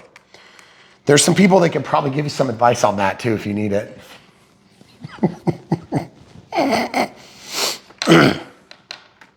So anyway, getting back to the point, I'm just going to go ahead and slide this zip tie around. I'm going to tighten it, and then I'm going to relieve the pressure and strain on that cable set, okay? I'm going to take my side cutters, which are terrible for this work. Why don't we have the small ones up here? I have no idea. We are dumb. They're downstairs. That's a long way away. I know. Now, if you had something like this, you could use this too because it came in your transmitter. So maybe that would be another option. But just remember, you don't like loose wires flying around in here. This is plastic. It's non-conductive. You don't have to worry about it causing a problem in your plane. If you do this and it comes off, it could potentially cause a problem. That's why I don't do a lot of wire ties like that, just so you know. Now I'm going to set a second one in here, and I'm going to try to keep it in the same orientation so it looks less crappy. Now this time I'm going to go a little bit further down, probably to there, and I'm going to tighten that sucker tight. Okay, then I'm going to take this. You guys see what I'm doing? I'm bracing this and then pulling it at an angle. That's going to tighten it even more, which is really nice. And then you've got this nice sharp edge from which to get cut all the time. Perfect. Super handy. Okay. You can also put a piece of heat shrink over this and marry them together in that way, or not. But look, now you've got this dangly thing, and you're like, good Lord, Brian, that's so long. You could tether it to the ground and get your telemetry that way. Yes, you could. If you were really dumb, you could do that.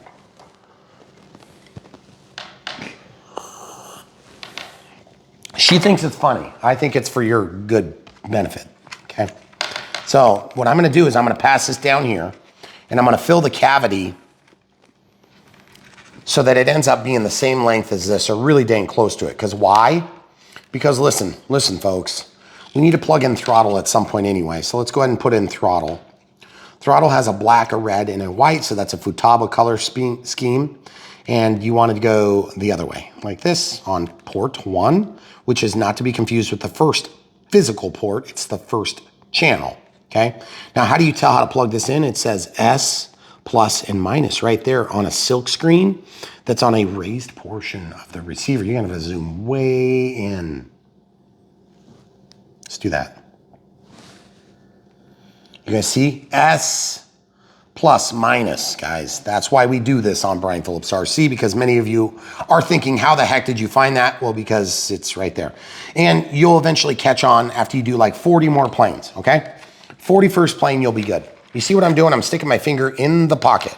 And you're like, why did you put the battery in there? Now it's just in your way this whole time. You are very observant, you. Okay, so you see what I'm doing? I pushed it in there, and here, I'll just stick this up here for now. And all I'm gonna do is I'm just gonna take my finger and just slide it back. I mean, this is super awkward. You might have some more experience with this. Would you help me? You're doing good on your own. See, I'm just pushing my finger deep into the pocket until I reach the spot I want it to be. Okay, you guys see what I did there? Pretty fancy, right? And you're probably thinking to yourself, Brian, why the heck did you do that? That seems like a lot of work. Why didn't you just buy a smart ESC and put it in there? You could do that, okay? But I'm a realist. Most people are not gonna buy a smart ESC for this. Now look at this. There is a rib that's on the side of this micro pH connector, and it's closer to my index finger that's touching it. That needs to be away from me. Why do I know? Because there, look, like that, boom, just like that. Then I'm gonna take and I'm gonna carefully route this so that it's got no pressure on the connector, and then boom, bam, ready to go. Okay, now it'd be kind of nice if that plug was on the same side as the throttle, because that's 100% of the time where it's gonna end up going on every single plane that you could ever imagine, okay? So now I can take my other zip tie, and you're like, oh, that's why you had another zip tie. Well, I wish I would have had 5, because that would have given me enough to do what I really wanted. Have to go downstairs. That's too much work. So we're not gonna use thrust reverse, but if you were gonna use this, let's say you wanted it on channel 2, then you would just plug the one into the signal lead on the top. And then you would be able to change what direction this motor runs by changing the output condition of this channel, okay? We're not gonna do that because that's total nonsense on this model. But if it was like, say, a model where you need thrust reverse to slow the model down to make it have a shorter rollout, it'd be really handy. Or maybe for a model that lands on water and you wanna be able to back out away from the reeds at the edge of your pond or lake, which by the way, if you guys didn't know this, if you look out there, we're building a lake pond right now. That is gonna be hopefully picked back up in just a few short months. We're very, very, very excited about it, and it's very expensive. So anyway, there you have it. You guys have helped to make that a reality. Just like all the stuff you see us do on this channel, we appreciate you very much. Okay, getting back to the point. Remember I told you we weren't gonna use this thing? Mm-hmm. Why would you not want a wire dangling around in your plane? You don't want it to go in. Well, it's not going to go in. Fireballs and death. Your battery's going to be plugged in. Well, it won't always be plugged in. Well, What if you crash in a tree across the street from my house and we have to listen to it beep for like 6 weeks?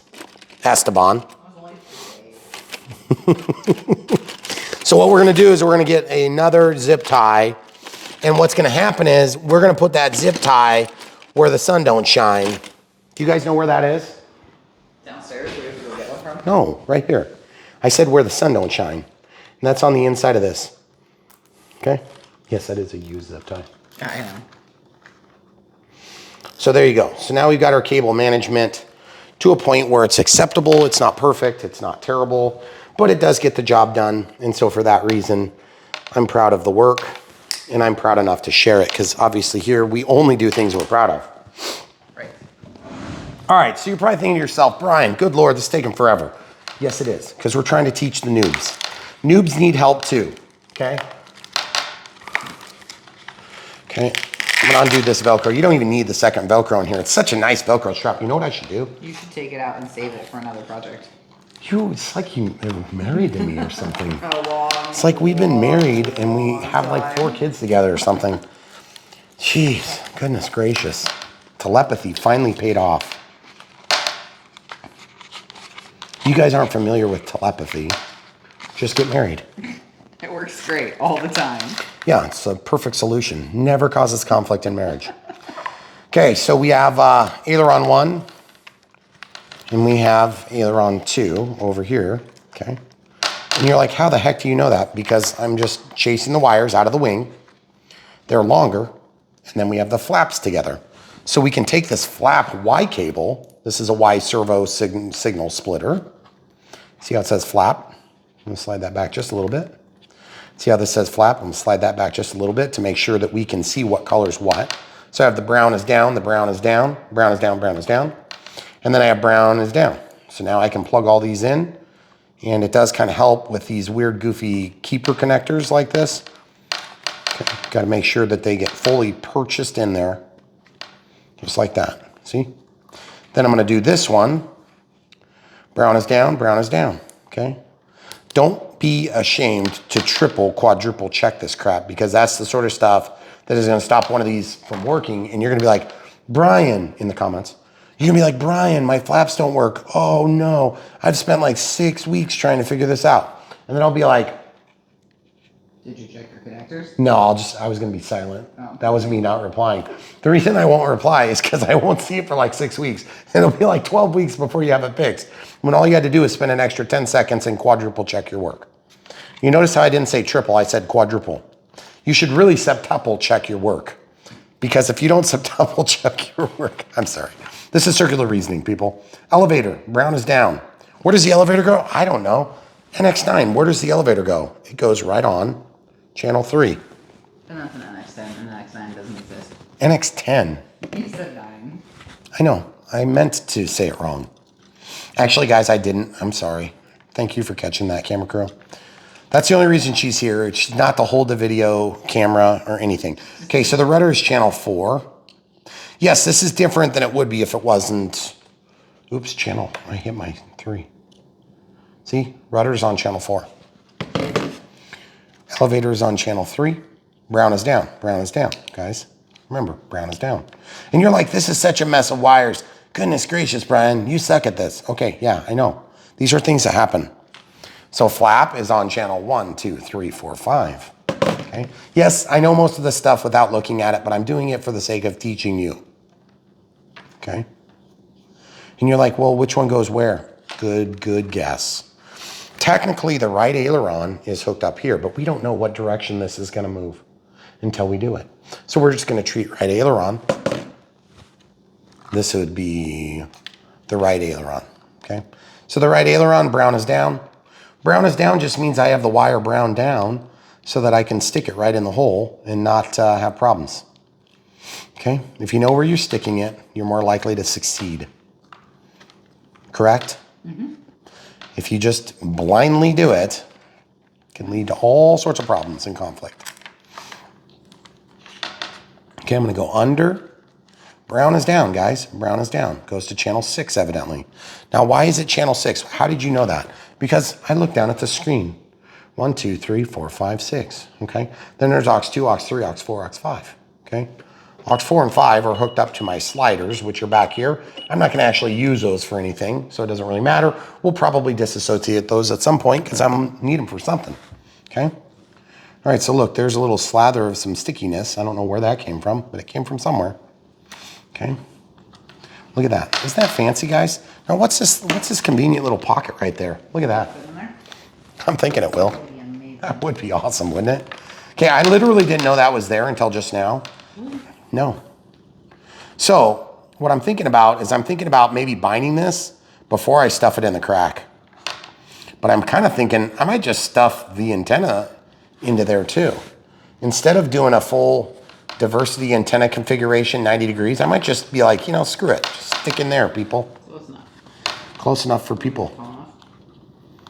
It might be perfect. Oh, we were talking about how we were going to glue this in or stick it on or whatever. You might not need to do anything. Well, you're still not gonna. I'll probably put a little smear of glue. Yeah. Can we do a smear? Sure. That is so annoying. Do you guys hear that tapping, that incessant tapping coming from the wing? Now you're going to notice I am left with an additional Y cable. Good. Thank God we can make our mortgage payment now. I was needing one of those. Seriously. Okay, you guys see what I did here? Now you can get that thing out if you want. So once I put a smear of China on there, it'll be just fine. And then look, I can take these 2 wires, which is just the Y cable, and I can eventually slip them back there. Now let's see if the canopy will go on. That's the next big battle, okay? So you got the canopy, look. Looks like it might close to the flap there. Before I commit to this spot, obviously we have plenty of length for the battery. We should be able to make everything happening there. Oh yeah! Release, lift. Now I gotta admit, usually I like to put a piece of tape on here. You guys know I'm gonna do something ugly on my plane at some point. This is it. So if you guys don't know what I'm talking about, what I'm gonna do is I'm gonna take a piece of tape and I'm gonna put a strap on this canopy. Virtually every canopy I have, I do something like this. Now I'm still kind of tentatively thinking about this a little bit. I don't like, see there's nothing to pop it out. So you have to use two hands. Well, that's all hunky-dory right now when I have two hands free. But when I'm holding a transmitter or I've got, a battery in my hand or I'm out at the field or whatever it is, it gets to being difficult to do that. So I've learned this trick from copying Chinese manufacturers that have done this for years. Haha, Chinese finally stole idea. Why did you make it so excessively long? Are you complaining about how long it is? Oh, that doesn't need to be. Listen, see, I'm gonna stick that on there. Now, if I were to pull that off, that color would come off. It'd look like crap, okay? So now look what I'm gonna do. Oh no, there's a hole. Don't worry, guys. We'll figure that out in no time flat. Don't you worry your little heart. See what I did? I made that pinch first so that thing kind of stays flat. And then look what I did. Then I stuck my fingernail up in the crack and look at that. Look at it, barely even pops up. That's what you want. Okay, and now you're like, oh, but there's no penetration, Brian. That was the whole part of what I was after. I understand. I understand what you're saying. Okay. Watch this. X-Acto knife that hole. Watch this. X-Acto knife it. Do it. Okay, so once you X-Acto knife that, stick your index finger, just pull that thing out. Look at that. Look at that perfect circle. It's like, you could sell that on eBay. Okay, now, stick this in here, put it down, boom! Oh, that's so good. It's like butter, okay? Just to be clear, guys, we're in Iowa. It's 2:20 in the afternoon, and I just looked outside and thought it was like 4:30. Yeah. Do you want to know why? Well, it's super early. Because winter sucks. But we still live here. We should go visit Ramy. Is it nice there? Where Tyler Perry is? In Atlanta or whatever? I don't know. That'd be awesome. Maybe if they invited us, we could do that. I'm not planning on it. I'm not either. Guys, you should ask Ramy for me. Okay, so obviously this isn't done, but we're getting close. Okay, all right. Enough clickbait. Get back to the training. All right, so now we have to get this receiver mounted. So normally I would do something like this. I would be like, oh, look at all this used crap we could use. Or this other used crap we could use. This is just like double-sided tape. And then this is more Velcro. We need to save that. Yes, of course. Because we're short on Velcro. Do you want the rest of that zip tie that you didn't? No, you actually used the good part of it. I use the zip ties up. Okay, so what we're gonna do now is we gotta mount that thing somehow, okay? So I know this is a little bit controversial, and there's probably gonna be some backlash, mostly from China, about my China glue. China. It's actually not from China. China. Size matters, guys. I'm just gonna say. So, this is China glue. This is China glue. It's the same, similar formula.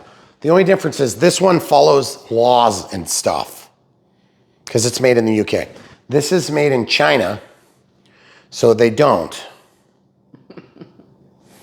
Okay. That was all I had.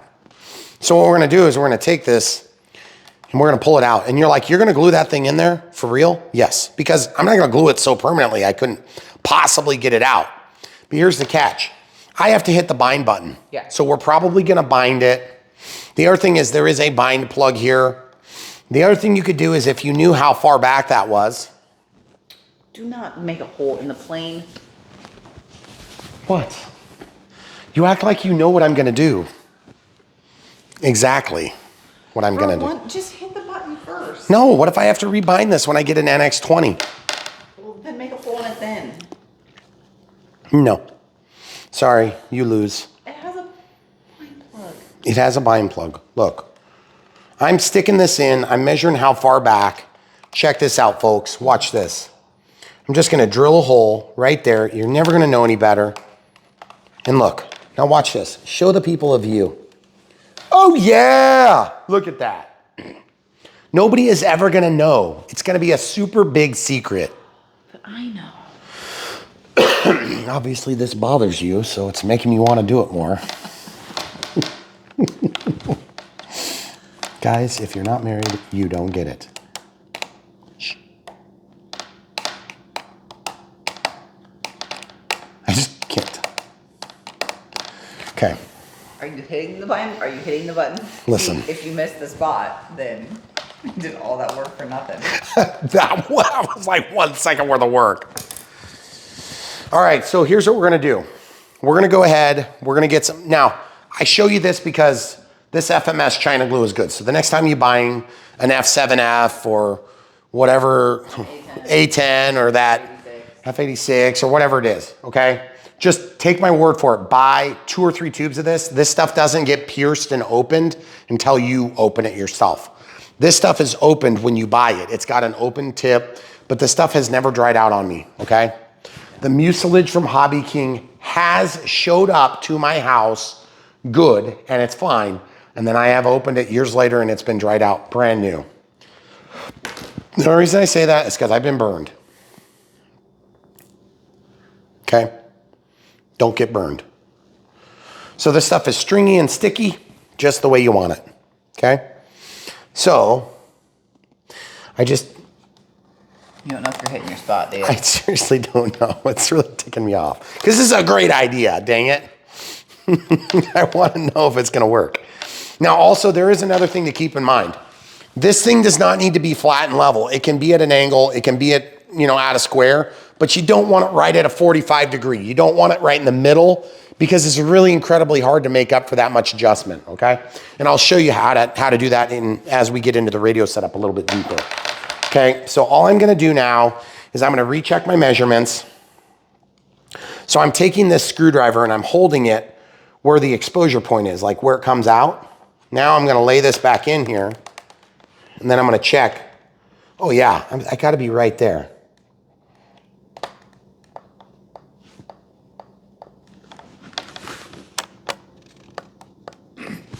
That is totally the spot. So proud of yourself. I am, because that was a good solution. But now you have to get it back in that exact spot again. It's not that big a deal though. Because look, now all I'm gonna do is I'm just gonna slather a little smear of a China on there. Did you bring your Q-tip? No. And because this is just to hold it in place. It's not like I'm holding a wing on, for God's sake.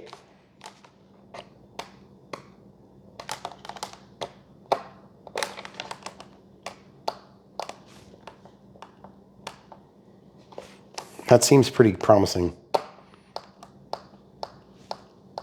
Okay. Okay. Now you're committed. So now I'm committed. So that's where it's gonna go, guys. That's where it's staying. Now give that 20 minutes, it's gonna be stuck pretty good. Normally you'd wanna put the glue on both surfaces, smear it around, let it dry, pull it apart, let it air, and then, it's never coming apart, okay? This would come out pretty easy right now, okay? But remember, all we're trying to do is just kind of basically keep it in that spot. If it would get jarred in an accident and kick like in an angle or something, which would be unusual, you'll be able to pull it out. It's not gonna be that strong, you can't pull that thing out, okay? I would liken it to a very sticky, like label, like a packing slip or something, okay? So we're ready to bind. That's sweet. So while your glue is drying, we're gonna have to charge. I just wonder if we should charge before you start into binding and all that. No, we're gonna do this. What do you mean we're gonna have to charge? My camera's gonna die. How much percentages? I don't know, 15. Okay, let's go. So we're gonna plug this in and bind right now. Now, first things first, we gotta set up throttle cut. So throttle cut's important. Why is throttle cut important? Because if I go to throttle cut, I can turn it on to switch H, then I can look down here. It's working. Now it's off and the throttle is working. Throttle cuts on, and it's safe because it's down here, okay? So now that's done. Dual rates and expo will set up. This is gonna be the same for pretty much every plane. There you go. Okay, so switch F up here. So on the first setting, it's gonna be 5, then it's gonna be 10, then it's gonna be 20, and we're gonna drop the rate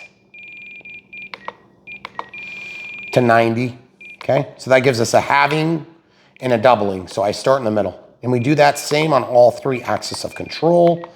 This is in lieu of the rates. We talked about not doing rates, high-low rates. You could do high-low rates here if you wanted, but I'm just doing expo because expo still gives you the advantage of the full deflection if you move the stick all the way, except for in this mode, we would lose 10%, okay?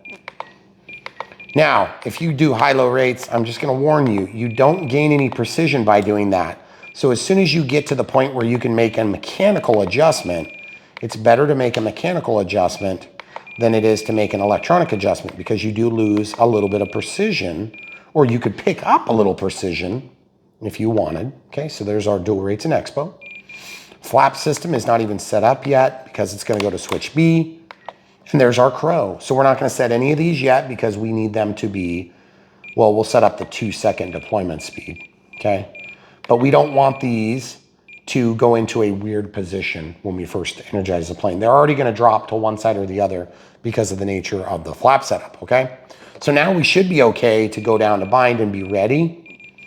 So bind, I'm just highlighting it. I'm not actually in it yet. I need to put this in a position where I'm safe in case the prop would start. It's not gonna start, but if it would, I need to be in a place where I'm not gonna get cut. Okay, so I'm ready to bind. I have my bind mechanism ready.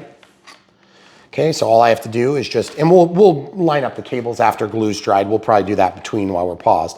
So plugging this in with my arm out of the way of the throttle. If this were to start, I would be probably closer than comfort would allow.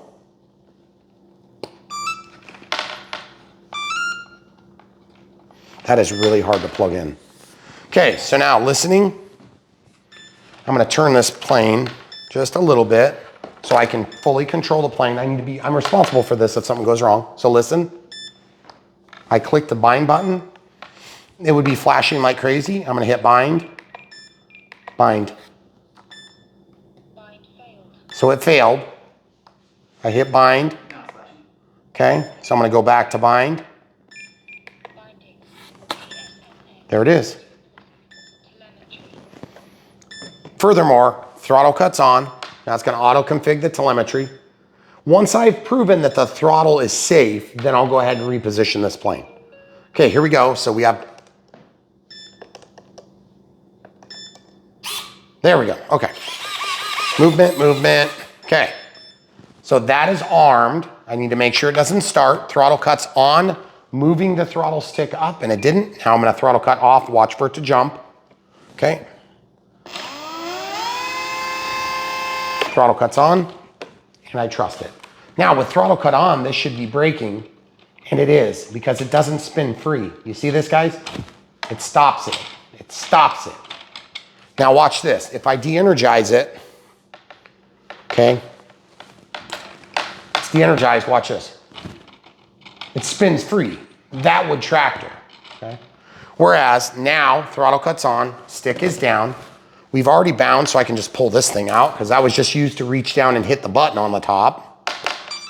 Or I could use a bind plug if I wanted to at any time, okay? Waiting for everything to initiate. There's no dance. 1, 2. That's what we want to see, but we don't have AS3 Axis safe turned on. So at this point, we're totally safe to continue to the next step, which is going to be identifying and managing control surfaces. So this glue is going to set up as we continue. Camera crew is going to give me a little warning when the camera gets down to a low level. And I'm just going to, for now, I'm just going to kind of push this stuff out of the way because it's actually okay. I just don't want to have trouble with this while we're flying, okay? We also need to check CG. We need to do a number of different things. So at this point, now that we've spent this entire time doing it without a plane stand, I do kind of want a plane stand for this step. So I probably admittedly should have just brought out the plane stand at the beginning. So my apologies for any of you that bared with that tick, tick, tick, tick, tick, tick, tick. That was so annoying. Okay, so we want to put that plane so it's somewhat flat and somewhat level. It's actually pointed uphill right now, so I might flip this. Now, why do we care? Because here in a little bit, we're gonna want this thing to be flying level or simulate a level flight. You guys see what I'm trying to do here? I'm trying to get this to sit level, and it's not, okay? So also we gotta get the elevator plugged in, so let's go ahead and do that. When I say plugged in, I mean mechanically attached. Also, respect your prop just in case you would bump something or do something stupid. Don't do something stupid, first of all, but throttle cuts on and tested, okay? So we trust everything now. So look at the elevator. The elevator does work, okay? Trade sides. So it moves. So we know that's the home position. Now we can put that into the outside position, but we gotta screw it way in, which is a good thing. So I'm gonna hold this. I'm just gonna turn 1, 2, 3, 4, 5, 6, 7, 8, 9, 10, 11, 12. Don't get that thing plugged in until you're ready. Now, we're gonna also look for this to be flat. This needs to be straight, okay? 8, 9, 10, okay? Does that look like it's gonna be pretty close? I think it's close. So I'm gonna take this fuel tube and slide it back, and then that's gonna open up this little connection point, and we're just gonna slip it right there. Does that look pretty square? No, it's pointed downhill now. So I need to come out just a little bit. So there's 1/2 of a turnout, and then one more 1/2 of a turnout. Let's see if that's enough. How are we looking? Nope, I need more. Another probably 1/2 again. So 1/2 of a turnout. Let's see how that looks. Do you guys see what I'm doing? Just guess and check until this line ends up straight. One more 1/2, and I think we got it, right? So you see, we're just gonna untwist, untwist this one more 1/2. Make sure that it's square, okay? Looks pretty good. Nope, one more 1/2, sorry. One more 1/2. Okay, so guys, come up here and look now. Excuse my cough. Okay, see how that's gonna be, what I mean by flat is I want this true so it doesn't provide, you know, I don't want it like this because that'll break off the tip, okay? So now we'll get that ready. Now look. Oh yeah, that's pretty dang perfect. So you're looking for lateral straightness, okay? Now I'm gonna snap this little phallus-shaped thing through. Boom. Good Lord, that was hard to get on there, okay? Elevator up and down is incorrect, so that's our next move. We're gonna check the direction of control surfaces. Okay. So we're gonna lay this back down. Obviously, we'll have to eventually bridge that gap with something like, should we use a banana? It's not very flat. Yeah, you're right, it's not. Ooh, what about we like to use things that we used in the build where possible. Bridge the gap, see if that works. That might work, that looks pretty close. Okay, so stand behind with me. Elevator is wrong. Ailerons are wrong. And rudder is correct, okay? So click, go to servo setup, travel, scroll over to reverse. Elevator's reversed, up, down. Y'all left, y'all right. Roll left, wrong. Okay, so ailerons, remember that's 1. That's weird. That's my left aileron. Why am I being surprised? Okay, now this is the left aileron. Roll, roll, roll. You guys see what I'm saying? That should roll the plane. So that's gonna lift that wing, and that's gonna lower that wing, okay? Now when I roll the other way, it's gonna do that. Elevator up, elevator down. Y'all left, y'all right. So everything is working right. Now the flaps aren't set up yet, so you're not gonna tell what direction they're going in. It doesn't really matter yet. So flap system, position 1. Hey, look at that, 100%, there you go. So that's pretty close, but you'll notice they're not all the way up. That's not uncommon, okay? And then we need to set all the way down.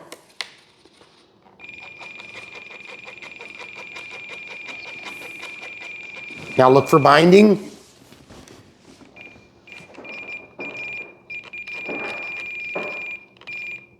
Okay, so we're good there.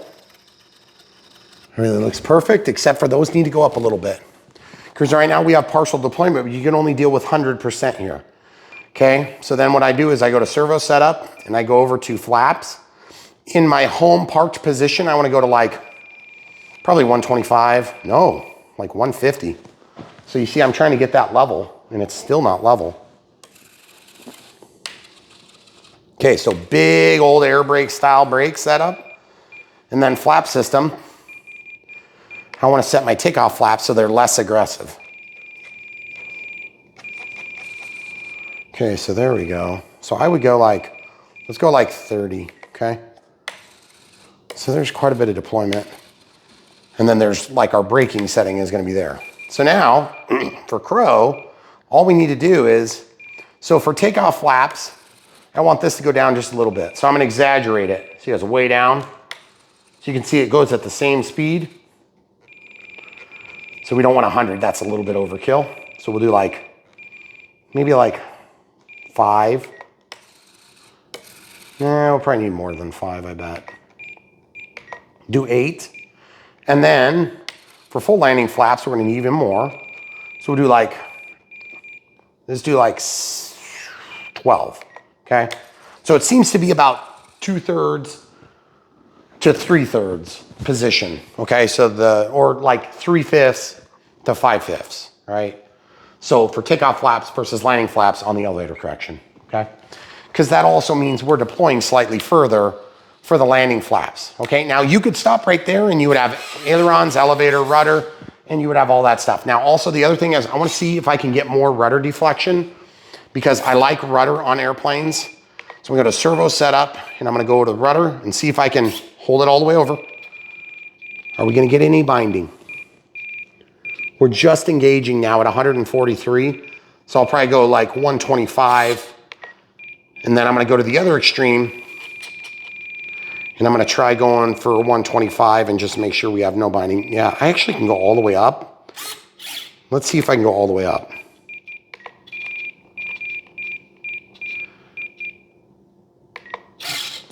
Doesn't seem too pissed off, but show them really close what's going on. Look at the rudder. See that mark it made? Mm-hmm. Take your X-Acto knife, guys. Rudder on a sailplane should not be anything less than you can handle, okay? Watch this.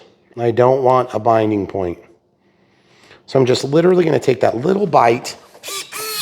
See, now it's free. Now it's not touching.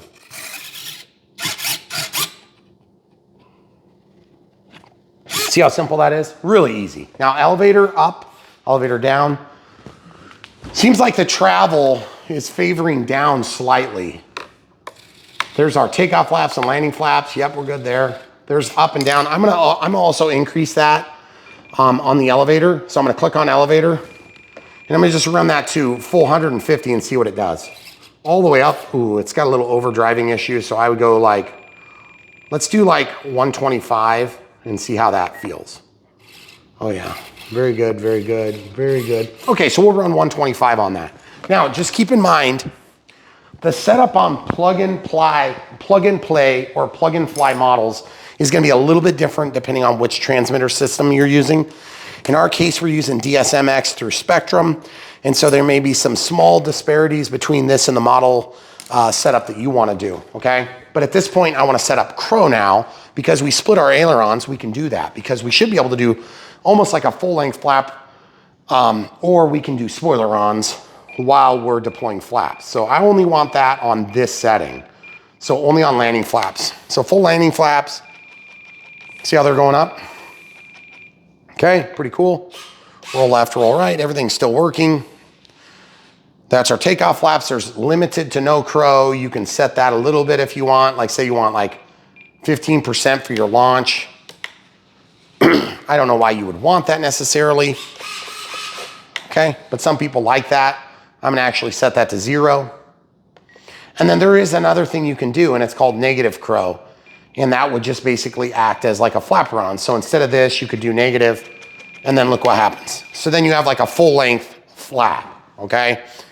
Which might work better on certain planes, but I think in general on sailplanes, you tend to have the best performance if you do a Crow like this, okay? Now, if you want more Crow, you have to set up another mix and it would be something like this where you would mix in, you know, like flap, where is flap? Flap to whatever channel they're controlling, like left aileron. And I can never tell which way it is. So I just do it and I practice and play with it until it works. See how it's dropping it down? So now I'll do a negative value. See how they're going up further? So then that just makes it go up higher, okay? But then it causes other problems because you'll eventually run out of movement up and down. So I'm actually gonna disable this and I'm just gonna go down here to reset and reset that mix. Okay, so it just goes back to default. Inhibits, okay? All right, so that gives us our regular setup for elevator, rudder, ailerons, takeoff flaps, and landing crow, okay? Now, we have to do AS3X and safe setup next, but you have to get all that stuff done first, and you have to get the center of gravity marked at some point, which is what we're gonna do. We should have plenty of battery for that, right? 10 minutes, okay, so we're gonna mark the center of gravity right now, and the way you do that, if you didn't already know, is you use a set of calipers is the easiest way, and I like to use a black marker or something similar to this felt tip marker. And all we have to do is find it in the manual, and it says it's 45 to 60 millimeters from the leading edge of the wing, okay? So turn on my calipers, switch them back to millimeters. I don't know why it's not in millimeters. So 45 to 60, if you can come around, please. 45 to 60 is right here. Good enough. So 45. A little bit of a dent in the wing. So 45 to 60. So I just move it to that point. Now you can get hyper specific with this if you want, but it doesn't really matter that much because we're probably not going to totally respect the center of gravity on this model anyway, because we might want to run a little bit more tail heavy or a little bit more nose heavy. Nose heavy planes with beginner controls, with a beginner at the controls, I should say, tend to fly well. Tail heavy planes with the beginner at the controls tend to fly once. That's kind of the general consensus, because tail heavy planes become very heavy. They have a lot of elevator authority, maybe more than you would need for normal flight operations. So the plane becomes very touchy, okay? Now you can also have a touchy plane because you put too much into your mixes and you turn up your controls too much, which we just did. You can also absolve some of those negative traits while still getting the most output by having a properly tuned stabilizer, which is what we're gonna help you do on the next set of steps, okay? Now, obviously we did not have to set up the braking on the ESC, but generally if you're gonna set up braking would be set up by basically having your battery disconnected, throttle cut off, okay? Throttle stick all the way up, connecting it, and you're thinking, that seems very dangerous. Yes, I know what you're saying. You'll hear, it will eventually go into a mode where it'll enter a setup mode. You'll turn the throttle stick down to make a decision, or move the throttle stick up to make a decision. Keeping in mind, when it reboots, it may be live, so you have to be careful, okay? So most people would suggest undoing this screw, taking the apparatus off so that you don't have a dangerous condition, or maybe undoing these markings so you remember which one goes where, laying them to the side so that it can't spin and then cut your hand. Remember, in terms of safety of radio-controlled aircraft ops, we're very safe in this hobby with the exception of two factors. People have been cut and will continue to be cut by props. That is part of what we deal with in the hobby.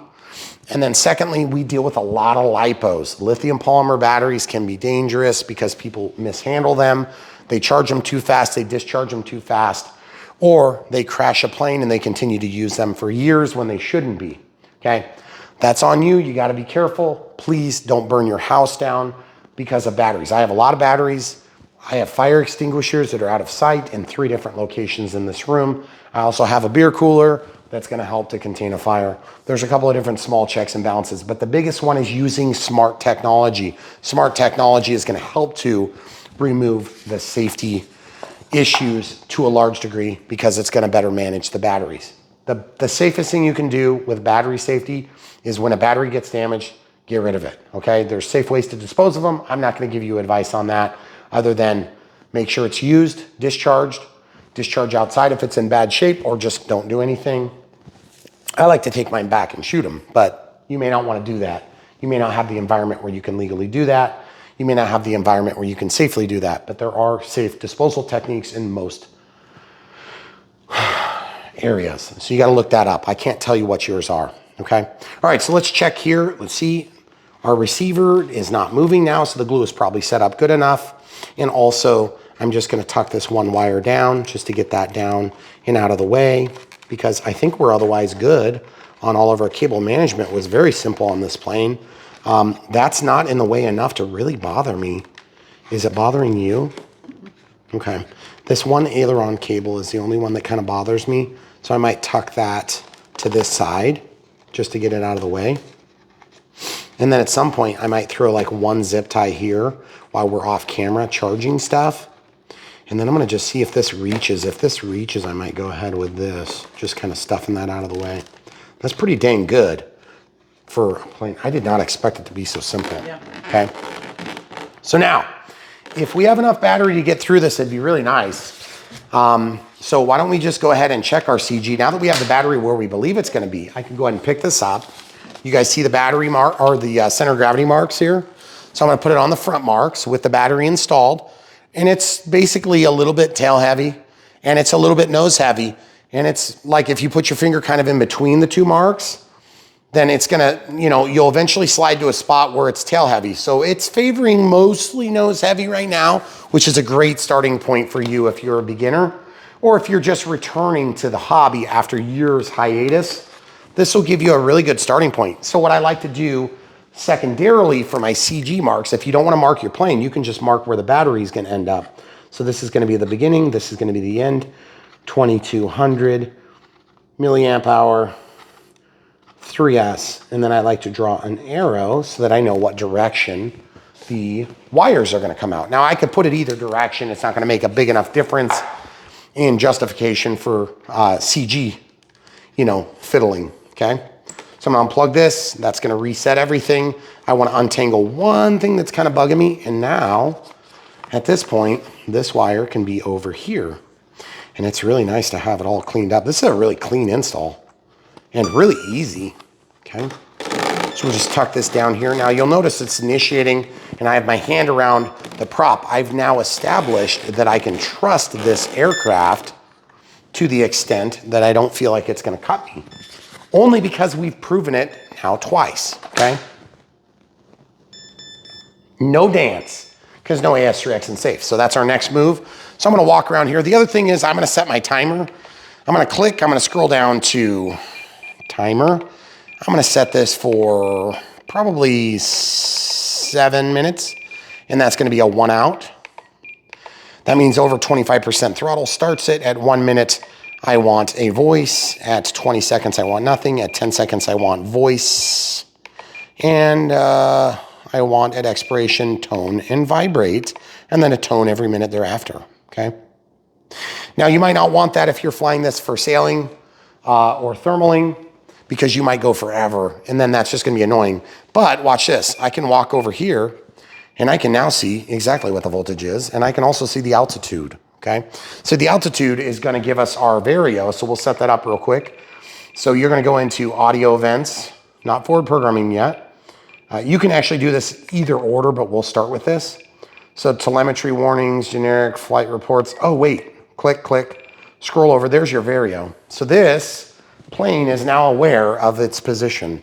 Do you see how if I go up, there's a line that goes up, and if I go down, the line goes down. Did you see that? There's a chart that shows that. Now, you can change the settings for vario in telemetry. Okay, so then you go to vario, and then you can change how much change is required. So I like to make it like the smallest setting so that I can exaggerate the effect. So the sync rate, the lift rate, there we go. So it's sync and lift. The switch I'm going to set it to, I'll put it to switch C. So I want it on and off and off. Okay. And the display is active. And then I want to go to audio events. See? So it's set so small that it's going to like do it all the time.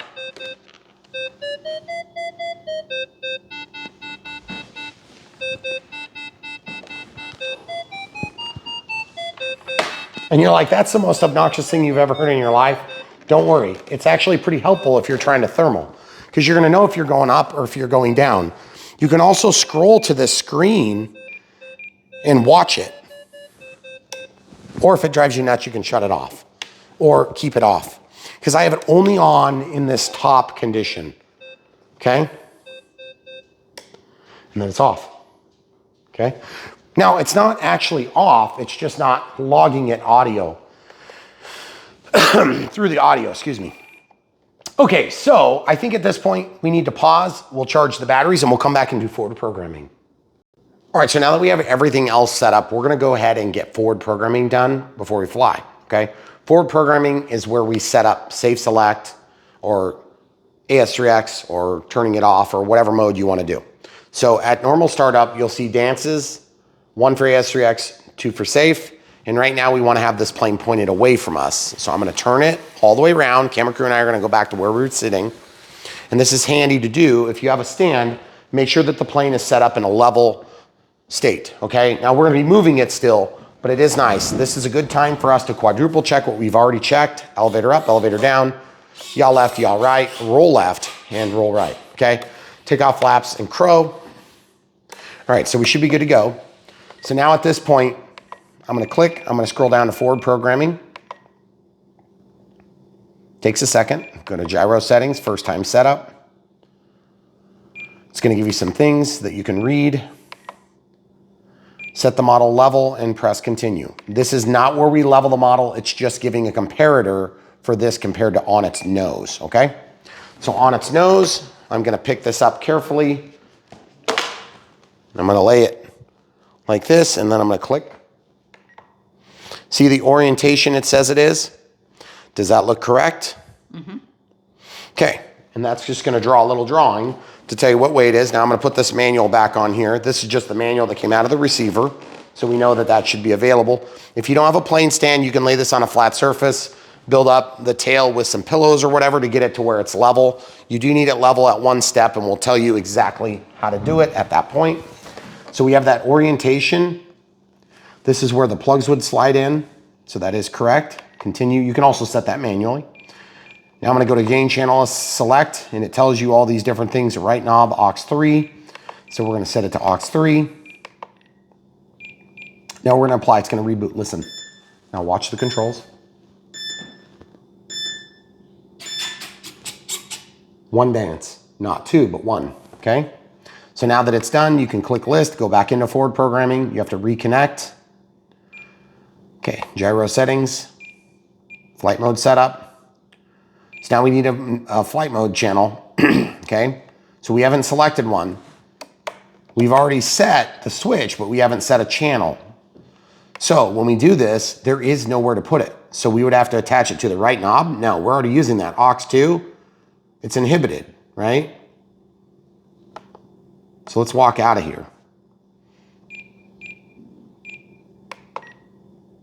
I'm gonna walk out. I'm gonna go to monitor mode. There it is. So obviously nothing changes when we do this except for our label. That's a label only. So we need that to be attached to a channel. We don't have to have a pluggable channel, but it needs to be a channel. So aux 2 is the first one that's not affiliated with something. So what we're gonna do is we're gonna go down to system setup. We're gonna disconnect RF, acknowledge. That light shuts off, that tells us it's off. Then we can scroll down to flight mode setup. Nope, channel assign. We can make an attachment to switch D or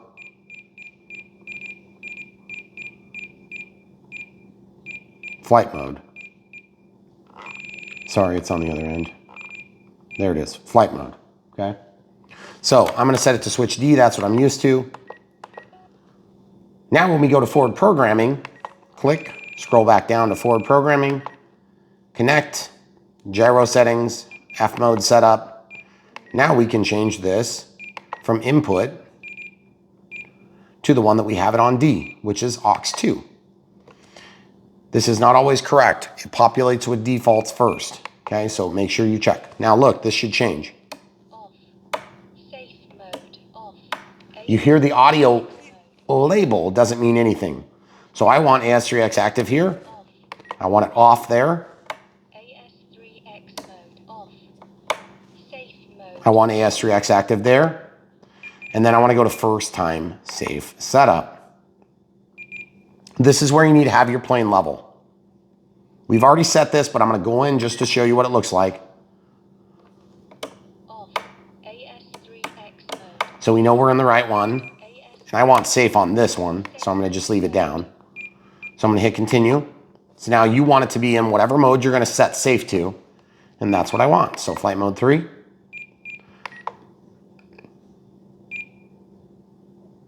Level, model, and capture attitude. See that? I like to do this twice. Good. Now watch what happens if I were to lay this out of level. Pull the book, it drops down on accident, fine. See that? +3 instead of -6. That's a lot of degrees of disparity. Okay, so now we're gonna lay that back down there. Now we're gonna redo it. I don't like the -1 on the roll though. I wonder if I'm out of level a little bit. We might be leaning just slightly. So I'm actually gonna take and correct this to 0. Okay, because that should be pretty much level. Okay. Now I'm going to try it again and see what happens. I'm going to just level this as much as possible. Maybe I had it a little bit off. See, now we're at 0. Okay, good. So now the result that would happen if you do this wrong is the plane would, for safe, it's going to return to that in disparity. So it's going to fly kind of a little bit in a circle, because if you are tipped, it's going to want to just go in a big circle. That may not be a problem, okay? Or it's going to climb. You don't want it to climb. It's a sailplane. You want it to fly level. Okay? So then we're going to go highlight next. Now it's going to populate the screen. Once it's learned them, I'm going to change safe. Instead of inhibit, I want it to self-level and angle demand. I want it off, and I want it off. Pretty cool, huh? So now we have to commit this to the memory in the device. Now watch for double dance. That's what we're gonna see.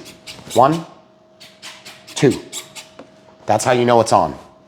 Now, that doesn't mean it's on, like turned on. It means that it's activated, okay?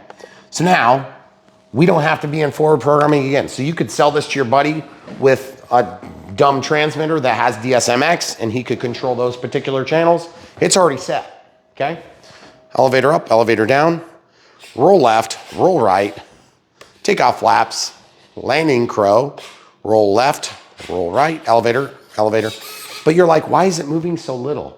That's because we have limited bank angles. Okay, so I'm gonna come out of flaps, elevator up, roll left, off, and AS3X.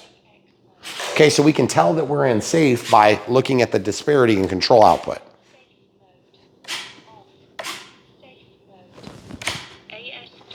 Now, AS3X is going to correct based on the gain setting, but we haven't given throttle, okay? Now I have a rubber band I laid on here, so I'm gonna take that off. I'm gonna lay that in my pocket, throttle cuts on, now it's off. 25% throttle, throttle cuts back on, rubber band is going right back on, okay? If you're smart about the way you do this, you'll keep this off of the foam, you'll keep it on the plastic. Now, elevator, ailerons, rudder. All of them are working, but we don't know if they're working the right way. So I'm gonna show you the trick of the day to check. We won't probably need the plane stand again. So we'll click, we'll scroll down to forward programming. We're gonna turn this way up so we can see things really good. Whoops, dang it. Gyro settings. AS3X settings. AS3X gains. Fixed adjustable. They're already adjustable. It's been populated. I want to change it from 1 to 4 times. Now, when I turn this knob, that's 4 times. So it's going to be a huge correction, okay? Look at the rudder. It's going towards you. It's going toward the other way. It's resisting the output. It's resisting the impact of the conditions. Now, elevator up, elevator down. Now, watch the ailerons. Because you have flaperons, crow, all that stuff, you have to check both. So this one, I want it to go up when I roll. It goes up, it goes down. This one goes up, goes down. Goes up, goes down, goes left, goes right. Now, from your perspective as the tester, you're gonna be standing here, elevator up, elevator down. I'm gonna brace the camera, elevator up, elevator down. Y'all left, y'all right. It's resisting, resisting, resisting, and just to be proof, I'm not controlling it, okay? Now look at the aileron. The aileron is gonna go up when I roll, it's gonna go down when I roll. It's gonna go up when I roll, same thing here. Up when I roll, down when I roll. If you can't see, it won't matter. Now listen, you can hear it moving. Off, on, off. Now, auto leveling, still correcting, still subject to the same master gain, all the way off, halfway on, all the way on, okay? So the easiest way to test this for safe is to flip the plane on its backside. Finding the quickest route to level, definitely working. Now look at the elevator, all the way up, all the way down, and that means that it's gonna auto level this plane because it has to get it into a level attitude and then it stops correcting. And then it just corrects for AS3X. Now when I turn that off, this thing is gonna get kicked by a thermal so we can fly it and see. And when we turn the Vario on, you'll be able to hear if you want. But I'm gonna turn that off because it's annoying right now. We know that everything is working, so what I'm gonna do is I'm gonna go in here, I'm gonna turn my master gain down to halfway. I'm gonna change this back to 1 times. We should not need 4 times. Generally speaking, we don't need 4 times. Throttle cut is on because this is close to my arm, okay? So this plane is basically ready to fly. It's been vetted. All the control channels are set to navigate the correct direction based on my human input. Elevator up, elevator down, roll left, roll right. Y'all left, y'all right. Come over here by me. Elevator up, elevator down, roll left, roll right, take off flaps, landing crow, roll left, roll right. Now let's turn the knob all the way up. Let's go into AS3X. We have technically rebooted. I don't know if it's gonna keep working. Yep, it's working. Now, if you can't see the movement in 1X, put your hand on the control. Up, down. Yep, I can feel it. Up, down. Yep. Y'all left, y'all right. Now, of course, you can see that one, so it's easy. Same thing here. Up, down. I can definitely feel it. Off. I'm listening. Working. Off. Okay, very important. Safe. With crow. Watch this. Still gonna auto level. Elevator. All the way up. All the way down until it's level. And it's gonna bring it level. Safe is off. Stabilizer's off. Stabilizer's on. Gains all the way down. Gains halfway. This plane is ready to fly.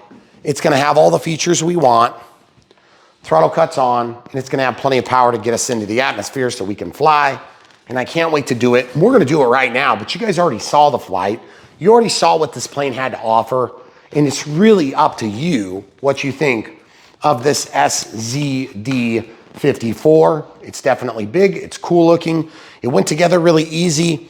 I like when a plan comes together, and a plan does not always come together. Believe me, I know it from experience. Some of these planes claim to be this and that, and they suck. This plane has gone together exactly as expected, except a lot better actually, in my opinion. And Aero's products have been good. Obviously paired up with Spectrum transmitters and receivers, you get a really good, solid plane. Now, would it be easier to get something like this or something like the Crescendo Evo? That is a good question to ask. It depends on your needs. If bind and fly basic makes the big difference for you, then that might be a better option. Might be more expensive, might be cheaper, just depends on when you're buying. This is gonna be a bigger plane. It's 1.5 meter instead of 2 meter instead of 1.5. It's got beautiful winglets, which I really like, but this has dihedral. It's less of a straight wing. It's gonna be probably a little bit lower performance. but the capability of putting whatever transmitter and receiver combo into it might make the difference for you in your application. But just keep in mind, no vector.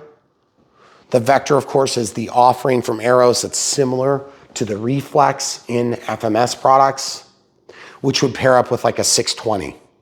But if you want all the channels of control and you want to do flapperons and crow and things like that, then you're going to need to make sure you get something with AS3X and safe and strip out the vector anyway. So as far as I'm concerned, I'm really glad it didn't come with the vector, because then we got everything we wanted up to and including now an active Vario that's barometrically controlled, which is really nice. So that does put this not only one notch bigger, but also one notch better than just the Crescendo, because you have Vario and you can shut off the AS3X and safe easily, okay? So very cool. And obviously crow is a big factor for planes that are hard to get to the ground. If the thing gets to the ground easy, you may not even want the crow, so it may not be a factor. But I'm going to tell you this, I like the factor, and on a sailplane, it's almost a demand from my perspective. You may disagree with me, and that's fine. If you're brand new to the hobby, you're not going to miss crow if you've never experienced it. But it's really cool watching a plane get to the ground like right now. It's very fun. So that being said, we've reviewed all the details. We've helped you get it from the box into the air and probably answered more questions than you realized you had. And if you didn't have those questions and we just redundantly answered everything you already knew, appreciate that there's also people that are new to the hobby that are watching these videos, so we appreciate you bearing with us. Obviously, NX8 has been a great tool for us. Excuse me, the NX10 in this case has been a great tool for us. Does all the stuff we want. And by the way, you may have noticed we went to aux 2. That's still 8 channels. So you could have done this with the NX8, but you would have been 1 channel short if you were trying to go the cheaper route on the NX7.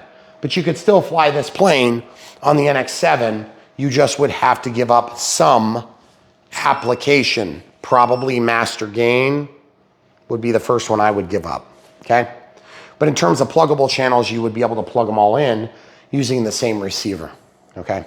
So we've answered all the questions. If you have questions, leave them in the comments below. If you want to help support Brian Phillips RC, by the way, 1300 3S or 2200 3S is what we're going to tend to fly this plane on.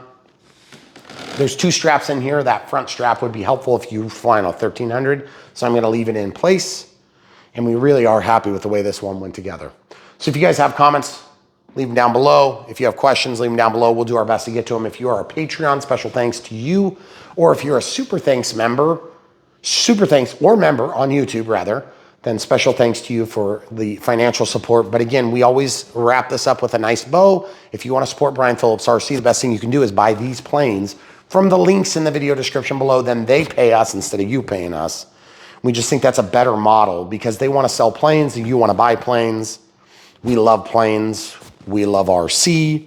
Let's close the loop and bring everybody into the fold, so that when we do a plane, we're helping to represent these guys. We're helping to bring them to you in a deep and detailed way that's going to help you get the no BS approach, as opposed to latest, fastest, newest, greenest, bluest. That's a bunch of BS, waste of your time, but there's plenty of people on YouTube that will do it. We just want you guys to see if it does what they say it's going to do. And if it doesn't do what they say it's going to do, is it going to do it as good as you want it to do? So that's what we really bring on Brian Phillips RC, is a no BS approach that's going to give you help from opening the box all the way to flying it. That's what we do, and we've done it for thousands of videos. So we appreciate you guys being here with us, and we hope you guys will smash the like button if you haven't already on the way on to the next video. If you guys have questions or comments about this, comments down below, or if you want to learn what competitive offerings might be, or you want to watch videos on something similar like what you see in the background, or other sailplanes we've done, you can go to brianphillipsrc.com. That's our domain. Or if the links aren't working down below, if they've disappeared, or if YouTube has picked up on attacking us again, which thank God they have relented of late, which is really good. Huge blessing. And so thank you, YouTube, for backing off. We don't know why you chose to back on in the first place, but now we are being taken care of again, sort of. We haven't been attacked with lots of links getting blocked. But if the link doesn't disappear, or if it does disappear in the future, you can go to Brian Phillips RC and find him there. That's our website. And you can find this plane sorted by type, or you can sort by brand that we worked with. So like Arrows in this case, or hobbyzone.com, or Horizon Hobby, or FMS, or whoever happens to be bang good, RC Going, Buddy RC, Hobby. that sort of stuff. You can find by the affiliation, or you can find by the type of plane. So it'd be like a sailplane versus like a general aviation for that T-28, or a warbird for that T-28, or like this A-10 would be like a jet or a warbird, or this F-7F, behind me would be like a prop-driven warbird. So we try to organize them in so many ways so that you guys can find exactly what you're looking for, because if you sort through playlists on YouTube right here on this, you can find exactly what you want, but there are a lot of them to sort through. And if you don't get the name just right, it may not show up.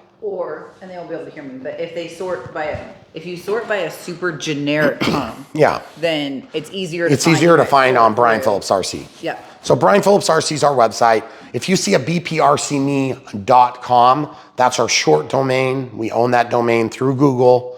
And so when you see those links, what that does is instead of having like a bit.ly link, that's a short link, then you just click on that and it will go to the website, and then there'll be trackable data that says like you came from us. And then they'll know, oh, okay, well, you came from watching Brian's video, so we'll send them the commissions that we own. Okay, that's how that works. That's the model. That's what an affiliate status is. And so we don't mean to be below board at all. We want to be totally transparent with you and how we make money on this channel, because at the end of the day, we're not trying to pull any punches here, guys. This is what we do. I have a day job. We've worked our butts off to get where we are, but YouTube has become a considerable part of our income because of what we do, and we love it. And we think we're good at it. And you guys obviously are here for a reason. So if you guys agree that we're good at it, then just give us a pat on the back and buy these things from the links. That is, after all, how we make money, and it's the cheapest way for you to do it too. So we're gonna go out and fly this. It's gonna be amazing. We hope you guys liked it. Thanks so much for watching. There is so much coming from Brian Phillips RC. I want to do like 6 more, but my voice sucks. And so I really apologize, and thank you for bearing with us through these moments of less than full strength. It's really frustrating for us because I was sick for like 3 times during Christmas break in 2023 into 2024 for New Year's. And so we didn't get a chance to do much production. And that's just what happens when you're sick. It's just part of being a human. But we also know it's a little bit annoying. So thank you for bearing with us. Hopefully we've answered your questions. We know you'll be back for more. So stay tuned. Thanks for watching.